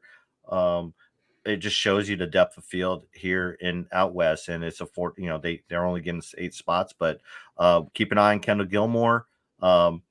She's 17 years old, did awesome in the quarterfinals, had a great open. Hopefully she did make the games, right, for the pit, I believe so. I don't know, finalized everything yet, so I've just kind of been waiting. I don't really want to talk about that until probably after semis is over and we know that they're finalized. But she did. She was in a position.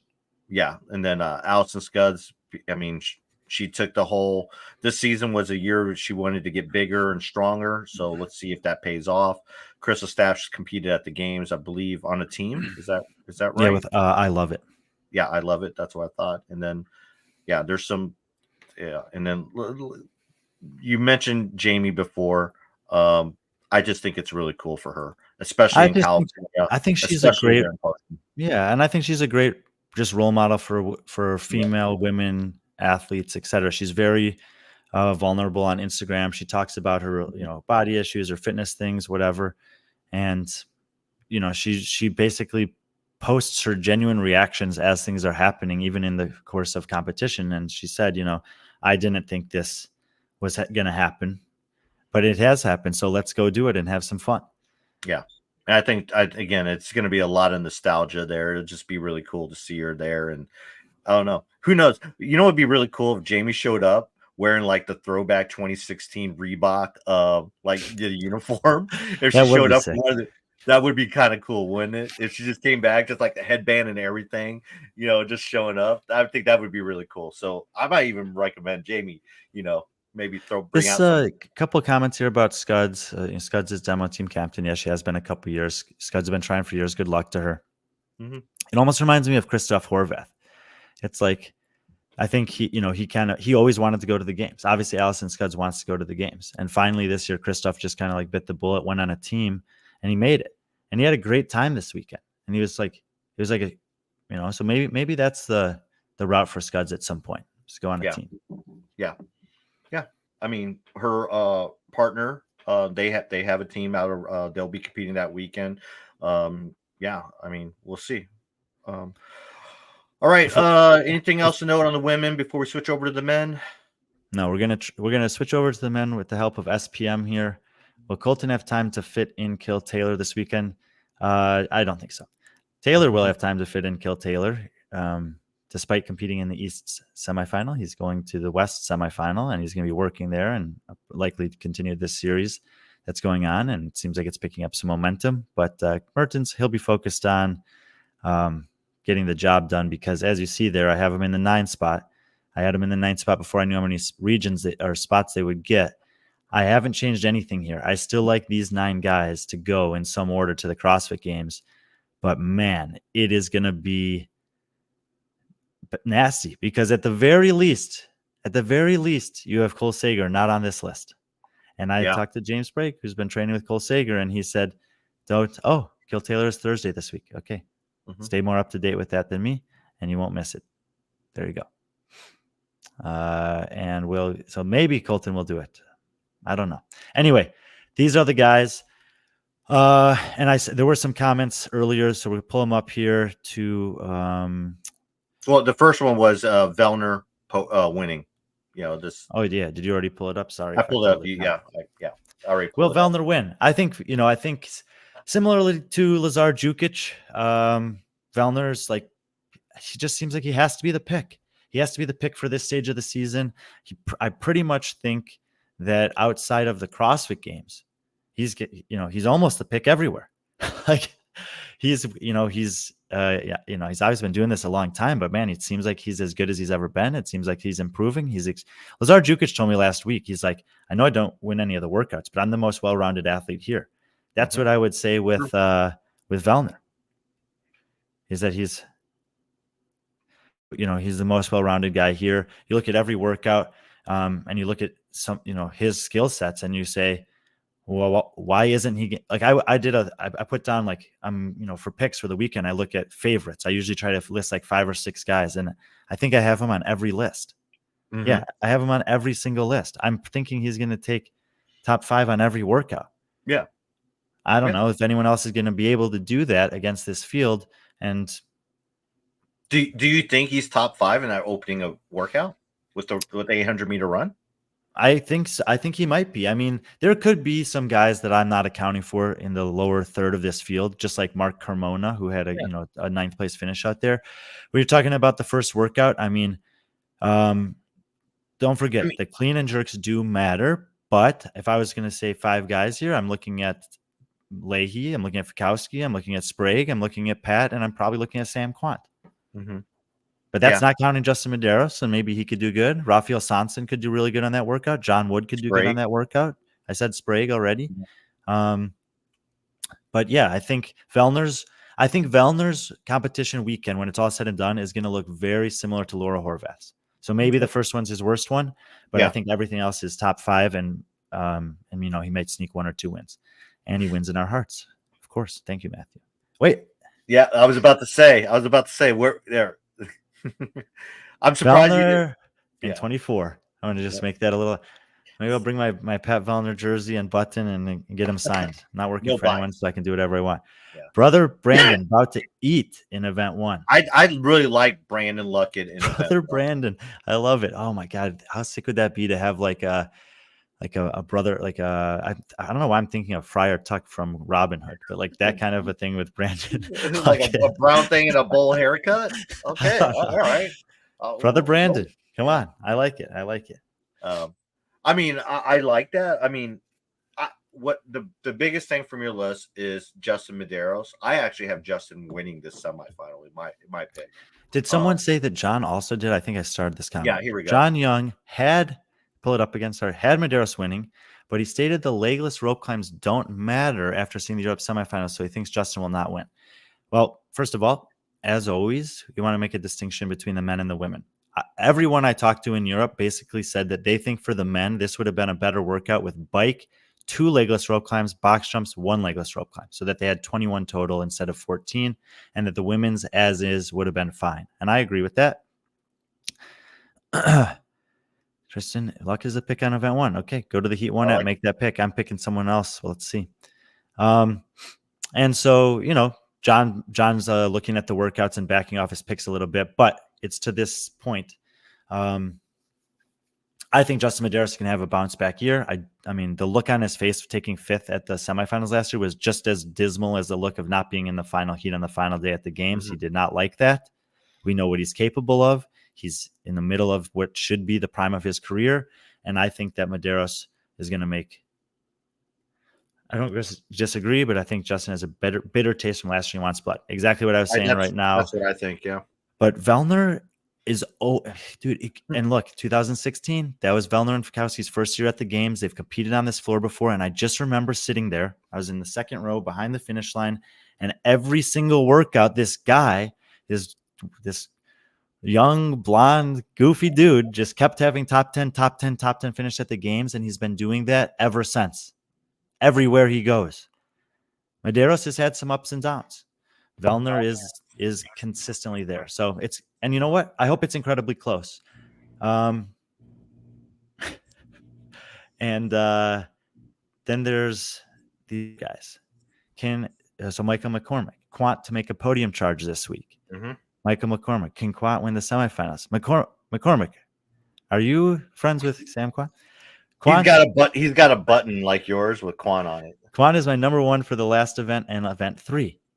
So Sam Quant he's kind of like the one step down of what I just said about Pat Vellner. He's been competing for a long time in the sport. He has some ups and downs in his years, or maybe it's more like a combination of Medeiros and Vellner recently. But he's just right behind. He's like on the coattails of these guys. I picked him 3rd here, just ahead of Fikowski. I think that the top 4 guys here are the clear top 4 in some order. And Quant to make a podium charge, absolutely. To win the semifinal, I don't think so. Fikowski is too focused on the games to win the semis. Potentially true. I don't know. I disagree with that. I think actually Fikowski is. I wouldn't be surprised if he wins the semifinal either. I mean, that just shows you how deep this is. I mean, you can easily say that Fikowski, Quant, Medeiros, Vellner all could win this. And I know you picked Vellner. I think Medeiros is, but I wouldn't be surprised if Fikowski wins either. And speaking of bitter tastes on their mouth, I mean, Fikowski does not want to miss a podium by a tiebreak again. That Rogue was miserable for him. And then even at the games, he was 4th. Rogue, he was 4th. He doesn't want to be 4th here. None of these guys want to be 4th here. All of these guys are savages, man. Yeah. And whatever you see them outside the competition, they present differently. They have this stuff. When it comes down to it, those 4 guys at the top are good at this sport because they know how to flick the switch. They know how to get into game mode, and they're really good at everything. That you have to be that this weekend. Look at Happalainen's workouts. Look at Yellow Hostes. Look at Lazar Jukic. You want to be on the podium? You have to have that. Top 10s on everything. Top 8s on everything, I think, for Lazar. Talk about Bill Leahy real quick. Bill Leahy. Is it step-ups? Bill Leahy is, I think he's one of the probably 3 athletes amongst the men's field globally that coming into this season, people are most most excited to see and to find out about. The other 2 guys would be Victor Hoffer and Austin Hatfield that I would put in that category. All 3 of these guys have gotten top 25 votes in the spin media poll, despite not making the CrossFit Games, despite not having really outstanding performances at high-level competitions in the off-season. But the potential is very, very real for these guys. And Bill Leahy, last year at semifinals, I thought that the workouts were pretty good for him. This year at semifinals, I think they might be even better for him. I might even at this point pop him up one spot ahead of Grease Saber there on the list. And so when I was, again, going through those things, I had him down as one of the top guys to watch in event 1, and event 2, and event 4, and the final. So I would say that leaves event 3 and event 5. I think I got those in the right order. Mm-hmm. I think No, so. no. 3 is the legless. An event 3, 4, 6. Only on event 5. So maybe the snatch is his worst workout. But again, I think that these workouts set up really well for Leahy. I'm not entirely sure what his worst characteristics are in competition, but I don't think this competition really highlights them. If you look at the Crash Crucible workouts that he did, he got exposed in a couple ways. JR's programming is very different from what this CrossFit Games semifinals programming is. And barring inexperience in competition, which I don't think is going to be an issue, because what I watched and I talked about it after the fittest experience down in Texas, was it wasn't just what he was doing on the competition floor, but it was how he was doing it, how he was handling himself, how he was composing himself before, during events even. As long as he can do that on a big stage and he doesn't let, the nerves and the expectations get to him. That was my biggest fear for Hoffer. The expectation was so high. The crowd, I mean, they were putting even more pressure on him. And of course, they're supporting their home crowd. But how you receive that can be different, right? For different people. Mm-hmm. I have Colton winning event 2 as well, actually. So anyway, so Bill Leahy, I think this is a great weekend for him. I think that he's going to get a chance on the biggest stage he's had yet to really show off some of his skills. He's phenomenal on his hands. He's phenomenal with the jump rope. He's really good with toes to bar. I think those 3 skills are some of the best in the world. He's strong. He's strong on the front squats. He can run really well. I think this is going to be a special weekend for him. I agree. Let's talk about Colton. We'll get to James here, but there's some questions about Colton, obviously. Brian, how do you think Colton will do on a snatch ladder workout? Yeah, I mean, there's another comment I saw about the number of 300+ pound snatchers in the field. I think Tristan threw that up there. So this is a good men's field for snatching. And in general, we know that overall the strength in North America is better than in Europe, whereas some of the capacity in Europe seems to be better across the board. So we're going to see we get a chance to see some really heavy lifters on the snatch. Ultimately, I think Colton's going to do fine. And not that I don't think he's going to have a top 10 finish on the snatch ladder, but I don't think he's going to have any misses. I think he will execute to his game plan, and I think he'll finish inside the top half of the field, which will be good enough. It's comparable to me to what Annual Akai did on the handstand walking row workout. He told me prior to that workout that was going to be his worst finish of the weekend. It was the one he was most nervous of. He finished last in his heat, which was 10th. He ended up 20th on the workout, but his time was only like 10 seconds away from the 10th place finisher. That's on the handstand row workout where the margins are incredibly small. On the snatch workout, the margins are small in a different way, because if you miss, like we talked about with Miko Lilliorg, even though he wasn't relevant in overall competition, it cost him like 3 minutes of time. And so you can, then the doubt creeps in, the crowd's watching, whatever. But Colton knows what he's doing. He'll have a good plan for that. Like I said, I don't think he'll miss any. And I would say conservative 15th place finish on the snatch ladder, which is going to be just fine for him. What do you think? Now let's talk about the guy ahead of him, James Sprague. How do you think he does on a snatch ladder?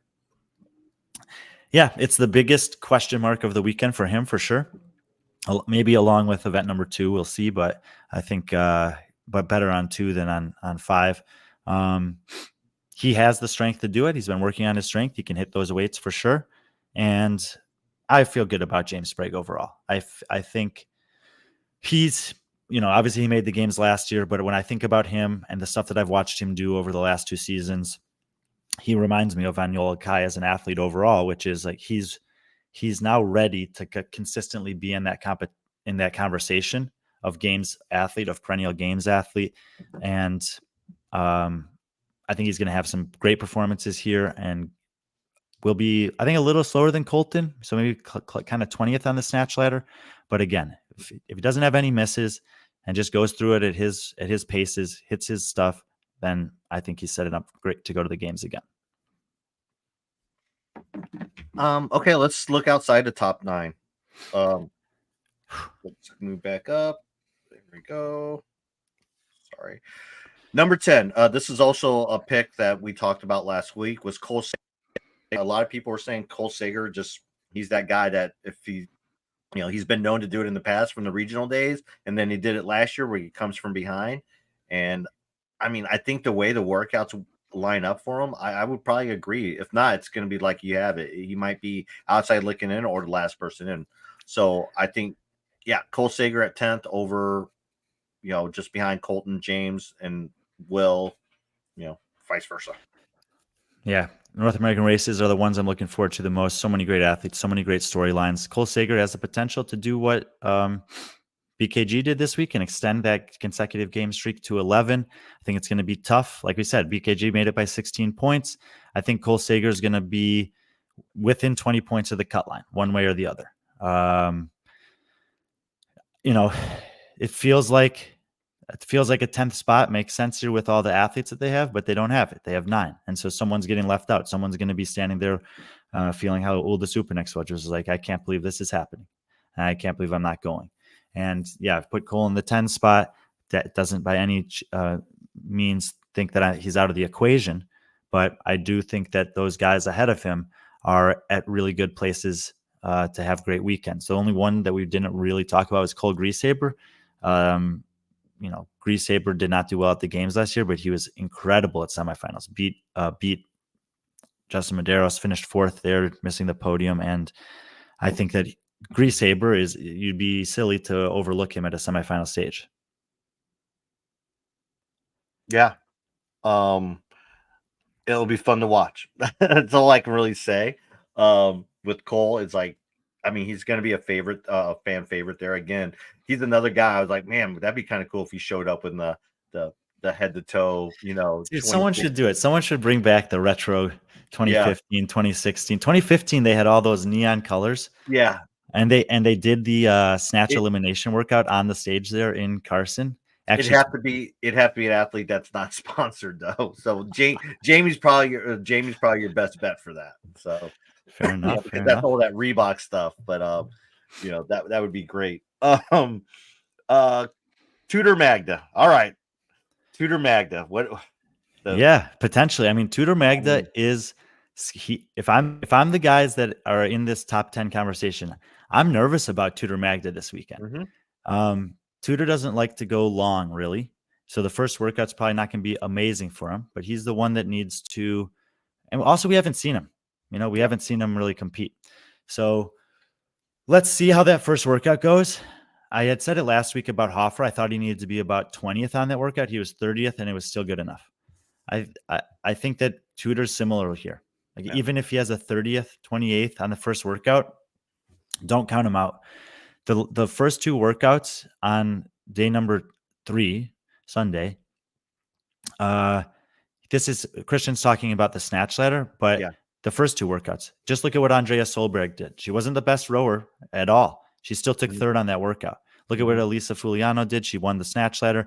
Magda could do what Braun did and have top 5 or top 7 on the. I don't know. I think he will be top 5 on both of those workouts. Probably top 3. He's so fast on his hand, and he's good enough at rowing, and the workout's not long enough to really matter. 7.5 to 8 minutes at most for someone like that. So yeah, I wouldn't even be surprised if he came away with a 1-1 on those 2 events. And then, let's see where that puts him on the leaderboard. I also think that event number 3 can be decent for him. He did decently on the legless rope climb workout. And again, it's going to be fast enough that I think he can hang in there. He could go 2 top 3s, 10th and 6th. If he doesn't get 30 plus on the first, he might have enough points to make it happen. Perfectly said from junior analyst of B.Friendly Fitness. So yeah, Tudor Magda, I mean, he was underwhelming at last year's semifinal. And I think he's going to be in the spotlight for a few of the workouts and in the conversation throughout. I mean, especially on the last day. So, it'd be really fun. Barkley's going to be out there. He'll be running his stats. He's helping out with the broadcasts, I think, in the back end. But he's going to, he'll be throwing his stuff on Instagram, and you can see the percentages. And I don't be surprised if those percentages go from like 25 to 50 to 75% as it's heading into the final. I did like what I saw from Tudor at Rogue this year. He seemed a little bit more focused. He obviously had a couple home run events, but I really liked him, and hopefully that he built off of that. He didn't. Yeah, I really just he showed a lot of maturity, and so that's someone to keep out. Who's Tudor's coach? He's Ed Mal is his coach. He's based out of Seattle. He's a real good dude. We've known him for a bit. He knows his stuff, and it's just not Ed. Also has some help with some other coaches in that area that help him out. And from what I've heard is that Tudor has a new training partner in Leo, our boy Leo Franco. So yeah, so they've been kind of hitting it up and doing some workouts. So it looks like Tudor actually does have someone that he can kind of compare himself and push him in the gym. So that's good. Yes, Jeff. Those are my top 9 picks, and I'm excited for Daniel Coots this Yeah, weekend. He let's was very talk about impressive that. at catch. Yeah, Daniel's a young man, up and coming. He was going to compete actually on a team at Crescendo as well, but they decided not to do it as they wanted to really focus on the semifinals. Nate Ackerman was going to be on that team. Nate's another young up and comer who's going to be on the East Coast. And what do I have him here? 16. I mean, Yeah. I have him here 16th. And in this mix, there's some guys that you should not overlook. So I would say we haven't talked about any of these guys, but Zach Bunton, I think, qualified 5th. He's very strong, very strong. And we saw some strong guys make some big moves late in the competition. Sam Dancer, very strong, very strong. I think there's a couple workouts that are going to hurt him, but overall, we're going to still have some fun with him. John Wood is very fit, and I think he's a sneaky guy, Sam Quant-esque type of an individual. He's going to be good on everything. He has the same kind of mindset as Jack Rosem. If you watch that interview with Scott Schweitzer, it's like he believes he's going there to show people, like, stop underestimating me. I can compete with these guys. I can make the CrossFit Games, and he's fit enough to have that belief. Like, these are scary guys if you're those guys in the top 10.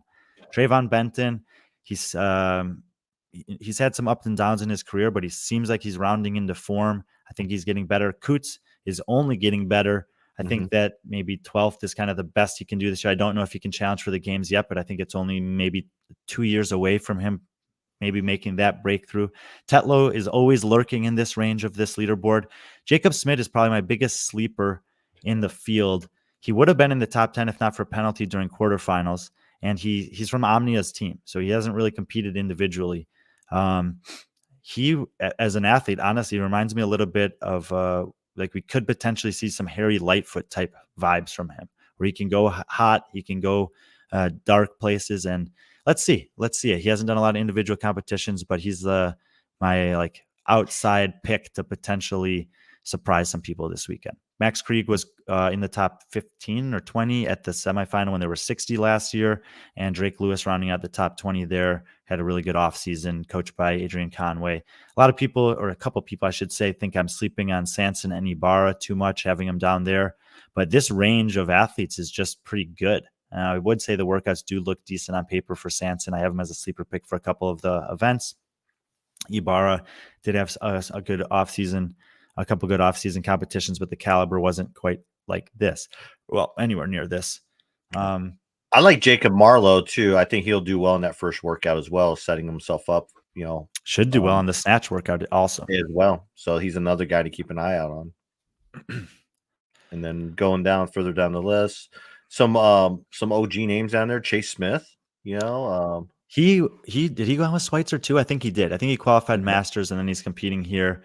And it's just wild that, as difficult as it is, and as many young athletes as there are attempting to make it to this stage, that some of these Masters athletes and veterans are still showing that they have the capacity to get through the online stages and have a chance to compete here. He's been competing. I didn't look it up. He's been competing in regionals for over a decade, I think. Let's find out. And I remember thinking that he was like a great sleeper pick in 2018, 17, 16. Clydesdale's trying to interview all semi-athletes. Well, a lot of them. Yeah, he's doing a commendable job. 2015 was his first regional. He was 6th in the East in 2016, 9th in 2018. Yeah, so he's been flirting with the games going back quite a ways. He's got a family now, and anyway, cool that he's going to be there. Sarah, yeah, Scott. I mean, what can I say about Scott? He's done this the last 2-3 years now for semis and even the games where he he'll try to interview as many, especially in the U.S., North America, as many of the athletes as he can, and he's does such a great job, especially for a lot of these athletes who they've never been interviewed or been on a podcast before, or or just have them tell their stories. So yeah, he just I would definitely stress upon people. I know Sevlon said it numerous times where he'll go to Scott's um, interviews and kind of steal shit from him. So, but yeah, definitely send Scott some love. He'll continue on doing that all the way through the games, just interviewing people, and him and his guests. They usually have a good time. So, really worried about Colton after seeing what happened to you. This problem is Uldis won the first and second event, and I don't see that for Colton. Otherwise, fairly similar, minus the snatch. Yeah, and I think Colton and Uldis are good. They're good kind of comparisons overall to talk about. They've both made the games now 3 and 4 times in a row. They've had similar performances at the games and also similarly upward trajectories in terms of getting better each year. I think they both had their best finish at the games last year. And they're usually only about 4 or 5 spots or less apart from each other there. They have similar body types, being on the smaller side, but Uldis is a really, really good runner. Colton's really good at many other things. And so that keeps them in the mix. I don't know. I think that Colton has a couple things going for him. His leg strength is phenomenal. The snatches, the front squats, not going to be a problem for him. He's got actually good sized hands for someone his size, which is big advantage again on the dumbbells and even on the rope climbs. He's not going to be amazing on that, but he's going to, he'll hang in there. Two different athletes. They're definitely, that's what I'm saying. 2 different athletes. Yeah. He's more durable. Don't sleep on Uldis, but yeah, I mean, look, the last 3 years I picked him to barely miss it, and he barely made it. This year I'm picking him to barely make it, and I think it's going to be right on the line again. So yeah, and I mentioned this about Devin. Colton's kind of the same way. You get him on that competition floor, he thrives in an underdog role, and mentally he might be, he may not be the strongest athlete in this field, but he probably has the strongest mindset of any athlete. Unflappable mentally. Yep. Yeah. There's nothing that's going to happen that's going to derail his mental capacity during a competition weekend, and that is very good. Not sleeping on Uldis. Just can't see Colton falling off like he did. Fair. Yeah, agreed. Yeah. May not have as many highs. Probably won't have as many lows. Will be in the mix. Definitely in the mix. So that's week 2. Yeah. Nearly 2 hours. Just if you guys missed at the start, we did a little recap of our trips to Lyon and Busan for the week 1. Touched on a couple of just different things in the space in general that have been going on. Went through the Oceanic fields and the North America West fields. I'm traveling out to California tomorrow. Patrick will be there the day after. We'll be on site, for the check-ins and everything else. And if you'd like to, oh man, I guess that means I have to bring them with me. If you want to be friendly tee, the basics or a long sleeve lightweight sweatshirt, I do have a few in some specific sizes. You can DM me, and if you want to buy one, I'll bring one with you. If you don't DM me, I'm not going to bring the extra ones. I will bring the extra ones that I have left to the East Coast because I'm driving there. And so I can just easily throw them in the car. But in terms of travel, it does take up a bunch of space. But if you buy one, I'll bring it for you and we can get it to you on site there. If you have one, wear them to the competition, wear them in the stands. Love to see you guys. Please ask to take pictures with Patrick and not with me. No, just kidding. No. We'll be having some content coming out during the weekend. We are trying to be somewhat sensitive to the other content creators that are doing things. So Savan and the guys have put out kind of their schedule of what they're going on. We're going to try to work around that a little bit to, someone had made a comment earlier that, just the feels of the shows are different. What you're going to get over there in terms of the excitement and the conversation and the back and forth. And here it's just going to be a little bit more deep look of the athletes that did well, didn't do well, maybe surprising or to be on the lookout for. We'll have some stuff in the morning, some stuff throughout the day, some in the evening. And try to give you guys, the insights that we're able to get through the conversations with people that we know out there that, help contextualize a little bit what's going on the field of play. One thing I do want to bring up, if you are going out to West Coast, There's still tickets available, so they have 3-day packages, I believe, at I think roughly $120. Another thing too, and I noticed this. HWPO has a bunch of community stuff going on. And this, I mean, I'm not saying other camps aren't doing that or similar, but this is what I've noticed so far. So if you have a chance, if you're going to be out in Carson, I mean, they got a full lineup. I mean, they got meetups, Friday training workouts, interview with Fraser on Friday, Saturdays another training workshops with Amy Everett, who's the women's USA women's weightlifting coach. A Q&A with Michelle Latandra, a member meetup at Chipotle. Oh, that sounds great. I wonder if Matt put breaks that on out. our itinerary. Does Matt break out his Chipotle card and buy everyone? Because how Matt Rebecca, has, Rebecca, did you go to one of these? I was at the one in they did them at Gernard, that gym. I didn't see you there. Sorry, sad I didn't see you. But yeah, they were great and they will be great. Yeah. And then on Sunday, another training workout, another workshop, and then another meetup at Chipotle. Oh, I love these Chipotle meetups. So if you need more information, go to the HWPO Instagram, their website, reach out to them. A lot of that stuff is sign up, and they usually sell out those spots or they fill up really quick. But yeah. So if there's any other camps or anything like that, let us know. We'll try to put it up. We'll put a story up. Where potential workouts are going to be, where we're going to be at. Because I'm pretty sure Brian, you might hit up maybe one or two of these. I'll probably be at the Chipotle things, just because I need to get some workouts in. Wait, I know I do too. I'm getting one in today. Thursday evening. I was there on Thursday evening. How do we not see each other? Oh, that's brutal. Nah, I'm so sad about it now. Dang. Yeah. Yeah. Another thing I wanted to bring up. I don't know if you saw this post. If you haven't, something our junior analyst, a new member of the stats team, Draw Your Dagger. I forgot what prompted this. This is how he describes himself. Yeah. The less attractive but better hugging guy at the East semifinal. Melanie, thanks for the show. Great info and perspective. I'll have to wear my B.Friendly shirt in my garage since I'm missing semis. Take a picture. Always supporting. Melanie Hodges emerged as one of the biggest supporters of a lot of us, not just us, but a lot of us around the space. Yeah. Thanks, all right, Melanie. Shoot the question while Patrick talks about this. Oh yeah, is HWP? Yeah, Pat said this. He's at HWPO since Michelle's on their team. Yes. Yep. So he'll be going down there. I mean, he's making that move before games out to that direction. He's probably 2 hours away from Vermont, so you'll probably seen a lot of content from him coming from the HWP headquarters. But yeah, our junior analyst, stat guy, another member, I guess a new member of this B.Friendly Stats.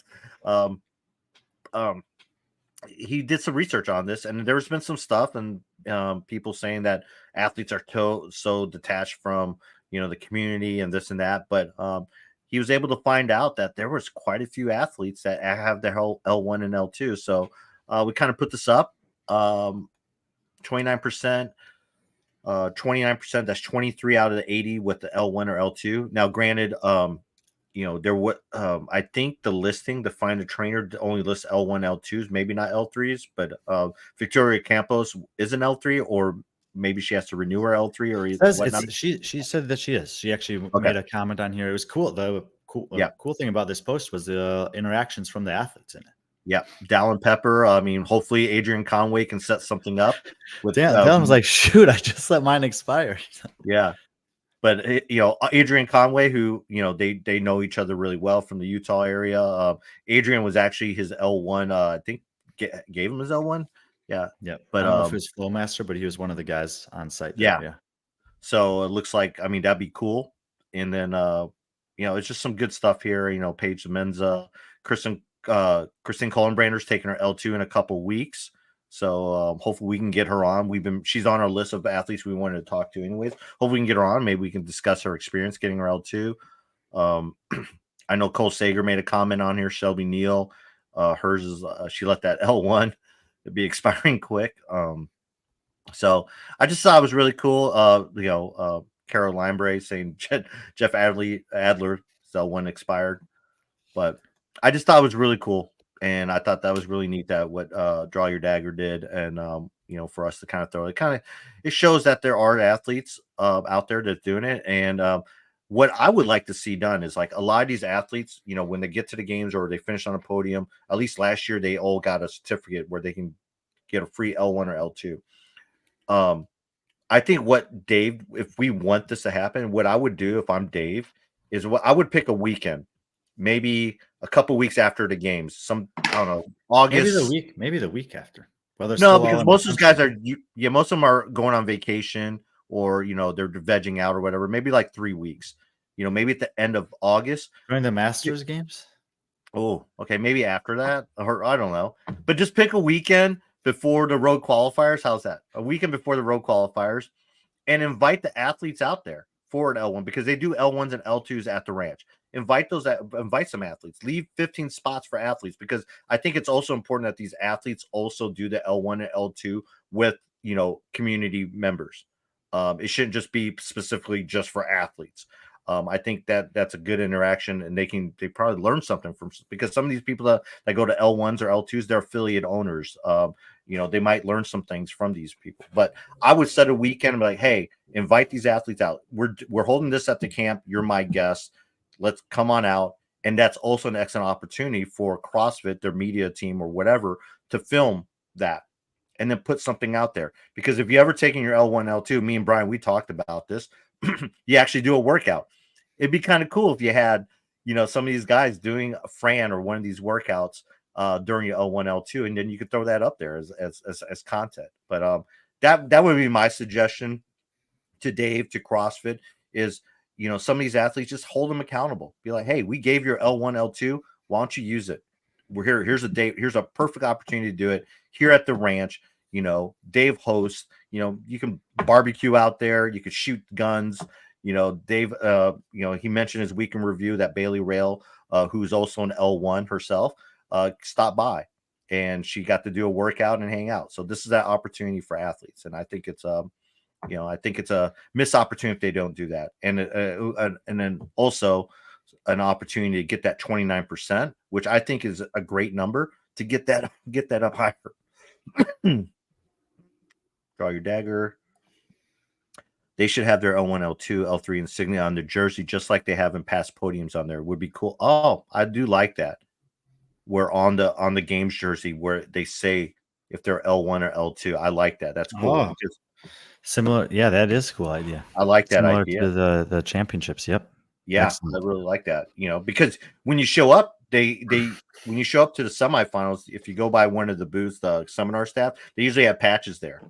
If you have your L1, I have an L2 patch. I don't know where it's at. It's not on my bag, but I think that's a great idea.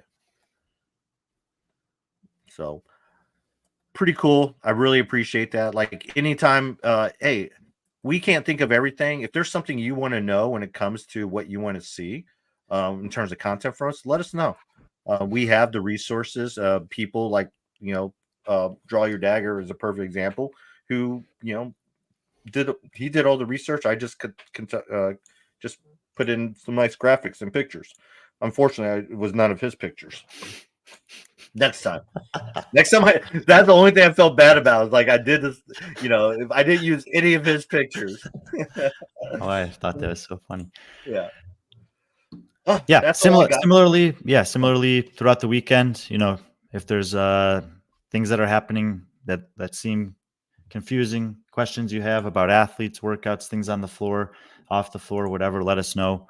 We'll try to address them in the different stuff that we're producing. But last week was amazing, and I think that we got 2 more great weeks to come. Carson's going to be, a great throwback, as someone was saying, and I think a really cool experience for the athletes to get to be their fans, they get to attend. Obviously, those guys with Loud and Live having a tremendous amount of competition experiences, which is why they're getting the honor to do this. And I hope that the broadcast does the justice for the people that are watching from around the world, because the athletes are certainly going to be putting on a clinic, a show, and the drama is absolutely going to be high. You see how tight the spaces are and the caliber of athletes that are lurking around the cut line, most likely. That's what sports about. You're going to see great celebrations. You're going to see people with heartbreak, and all of that stuff is fun to watch. Yeah, and we'll be there to capture all of it. I mean, we got some cool things planned. And yeah, I'm looking forward to it, Brian. It's been, God, when's the last Jacksonville was the last time we were together? Yep. Yeah, it's pretty weird because like we spend every day like talking to each other, seeing each other, stuff like that. So it's always kind of a cool moment when we could be in the same spot. So, and I'm looking forward to it. I'm looking forward to the trip. Um, yeah, I mean, Last thing is just shout out to HGR, always supporting us. mhm. Put a post up yesterday. Not only did they send me some stuff while I was on the road that I get to come back to, they sent me 6 discs. Do you see that? I 6 did brand new that. discs from the My Las God, Vegas Challenge. those are awesome. I didn't even want to So take them cool. out of the plastic, some of them, but I probably will. That was super thoughtful. Great partners to work with. So Are HGR you bringing CBD. Are you bringing this to Carson with you, or are you just going to be too busy? I don't think so. I'm gonna bring some to Tennessee. Maybe I no, I don't know. I think there's too much going on. I haven't played in a I think while, there is but, too. Yeah. but we'll be bringing those cards there to hand those out. So I'll have some stickers on site and some cards. So feel free to ask those as we're walking around. I would love to see some shows with Brian in the expert consultant position. Patrick taking the lead with the questions and direction. I'd love to see more. Thanks, Anna. Yeah. Thanks. I guess. Thank you. So 20% off with CBD, Friend 20, and we will see you guys in Carson. Yeah. So, as always, be friendly, our friends.